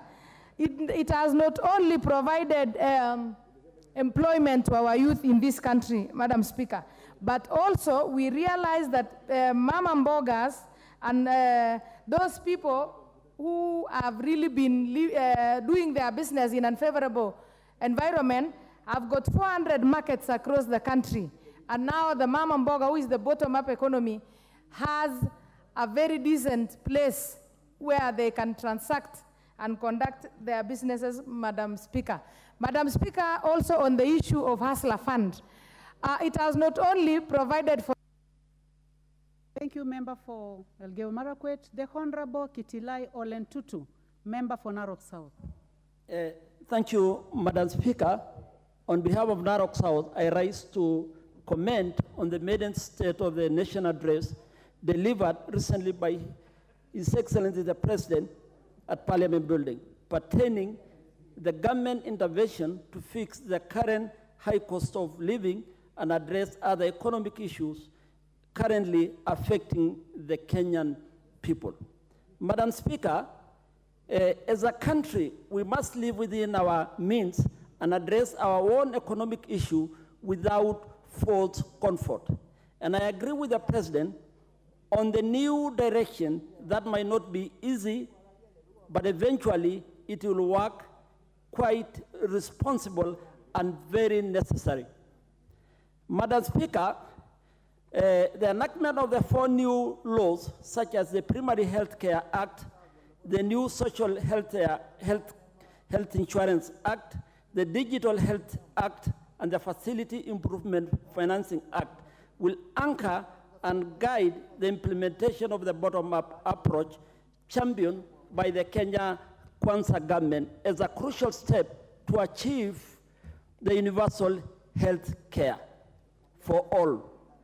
Madam Speaker, to eradicate poverty and also address the challenges currently facing the ordinary Kenyan people, the Kenya government, led by our able President, Honorable William Ruto, has created new jobs for the youth. For instance, the recent employment of 56,750 new teachers and retraining of 8,200 primary school teachers to equip them with the capacity to effectively deliver learning and teaching in junior secondary school level in the country, has tremendously helped to address unemployment rate in every constituency, including Narok South that I represent in this House. This has made significant stride to ensure every part of this country is empowered economically. Madam Speaker, the housing plan initiated by this government has received support from the county government in Kenya, as pointed out by the President, and it is in the right direction. The housing program will stimulate and improve the economy of Kenya and rapidly create jobs for the many unemployed Kenya and boost business for the hustlers. Madam Speaker, the housing the Kenyans population will get a decent homes. Madam Speaker, finally, the implementation of the housing project will also create market for our manufacturing companies, products like cement, factories, timber, local labor, thus creating jobs for the Kenya youth. Thank you, Madam Speaker. Thank you very much, Member for Narok South. The Honorable, I can see the Honorable Zamzam Chimba, you are requesting to speak, but you already spoke on this. So now the next opportunity, Honorable members, will go to the Honorable Jackson Kosgei, nominated member.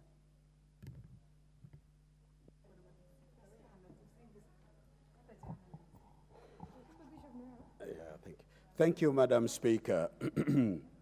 I take this opportunity from the onset to applaud the speech given by His Excellency the President on the state of the nation, and paid attention to a number of areas that he addressed in his speech. And I'm so encouraged to see that in his administration, he's paying attention to economic matters on how to mitigate the situation in the country. As you know, Madam Speaker, that economics of any country is so important because you got to address the creation of wealth, the consumption and transfer of the same, not only for those who are enjoying it at the same time in terms of equity, but also ensure the future generation will benefit from the action taken by preceding regimes. The other area that the President addressed and highlighted was in education. It matters, and especially in preparing our young people as a workforce for the nation. We would like our young people to be competitive in the marketplace. One of the foreign exchange earner in some of the countries is export of labor, so that it brings income not only for their families, but also for the nation. In areas of food, because food security matters, by citing one item in agriculture, by making fertilizer affordable and available to the farmers, I was so encouraged to see how much that we are gaining in the country. And Madam Speaker, areas of health, but I would like to end by the way is enhancing the national unity, making every citizen in this country, notwithstanding political differences that we may have, the President has made an appeal that we as Kenyans and the people of this country unite on things that matter, that drives the nation and brings hope to the future. I wish to end my comment, Madam Speaker, by appealing to the members of the executive who are supporting the President, that the President is a symbol of unity in the country, and therefore anyone articulating the policies of the nation should always appear to walk and guide towards the direction of uniting Kenya and making this country a home for everyone, and avoid reckless comments that they make while addressing serious issues that affects the nation. Whichever way you may look at, every one of us matters in this country. And therefore, when the President is guiding towards having everybody on board, carrying everyone on board, I think all of us who are working with the President must read the mind and the speech and the body language and work towards the unity of our country. With this, I support Madam Speaker. Thank you. Thank you, Bishop. The Honorable Adams Kipsanai, member for Keyo North. Thank you very much, Madam Speaker. Madam Speaker, I rise to support the speech of His Excellency, the President of the Republic of Kenya. Madam Speaker, the President elaborated a number of achievements made by his government, or our government, Kenya Kwanza. Madam Speaker, issues to do with agriculture. When you go to Rift Valley today, you will see bamba harvest, courtesy of subsidized fertilizer. Madam Speaker, that is a huge, huge achievement that will improve and make the lives of Kenyans a bit easy, because when food is easy, the general economy becomes good. Madam Speaker, on appointment of judges, Madam Speaker, on appointment of judges, the President demonstrated that he respects separation of power. On matters of independence of police, we see our national security officers nowadays operating freely with ease because they have their own funds that helps in running the operations. Madam Speaker, the President touched on matters to do with health. Health is a primary function of any government, and the President has ensured through this House that each and every citizen is being covered. And recently the President himself launched by ensuring that all CHPs are equipped with necessary machineries to ensure that they serve Kenyans in wherever they are. Madam Speaker, I will not forget to touch on areas of education. The Kenya Kwanza government, through the President, has done enormously good things to ensure that our children are getting quality education. The resources deployed to support CBC and the junior secondary school, Madam Speaker, is something that is worth to be celebrated. Madam Speaker, the President will be remembered for employing the largest number of teachers who are helping our children back home to ensure that they get education, Madam Speaker. Madam Speaker, the security of our nation is also very important. His government is doing whatever it takes to ensure that everyone is secured wherever he is. And lastly, Madam Speaker, the President will be echoed by directing that all the graduates of National Youth Service will be employed to join disciplinary forces going forward. That is a boost to our young people who have contributed a lot in serving our nation. Lastly, Madam Speaker, is to thank the President for uniting the nation. The nation is peaceful. He inherited a very delicate nation who was struggling with the economy, but the President has ensured that the country is kept together. I want to urge all members of Parliament and each and every citizen to know that we don't have any other country. The only country that we have is Kenya. Let us always, in as much as we are playing our politics, we ensure that we unite the nation so that our country, Kenya, becomes successful. Thank you, Madam Speaker. Well, the Honorable Michael Mushira, member for Oljoro.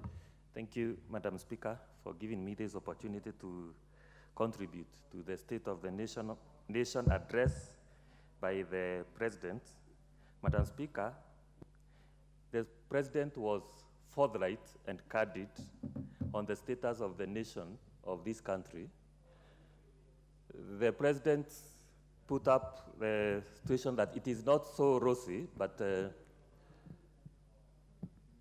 It's nothing out of, what is out of order? There's nothing out of order. Please proceed. You have 20 seconds, so please proceed. Thank you, Madam Speaker. I was saying that the President was very forthright and candid on the status of the nation of this country, but left Kenyans with a lot of hope that he is going to fix this nation. Madam Speaker. Thank you very much, Honorable Michael Mushira, member for Oljoro. You have a balance of 4 minutes, so you can choose to come next time when this State of the Nation address will be on. Honorable members, and the time now being 1 p.m., this House stands adjourned until today afternoon, November 15th, 2023, at 2:30 p.m.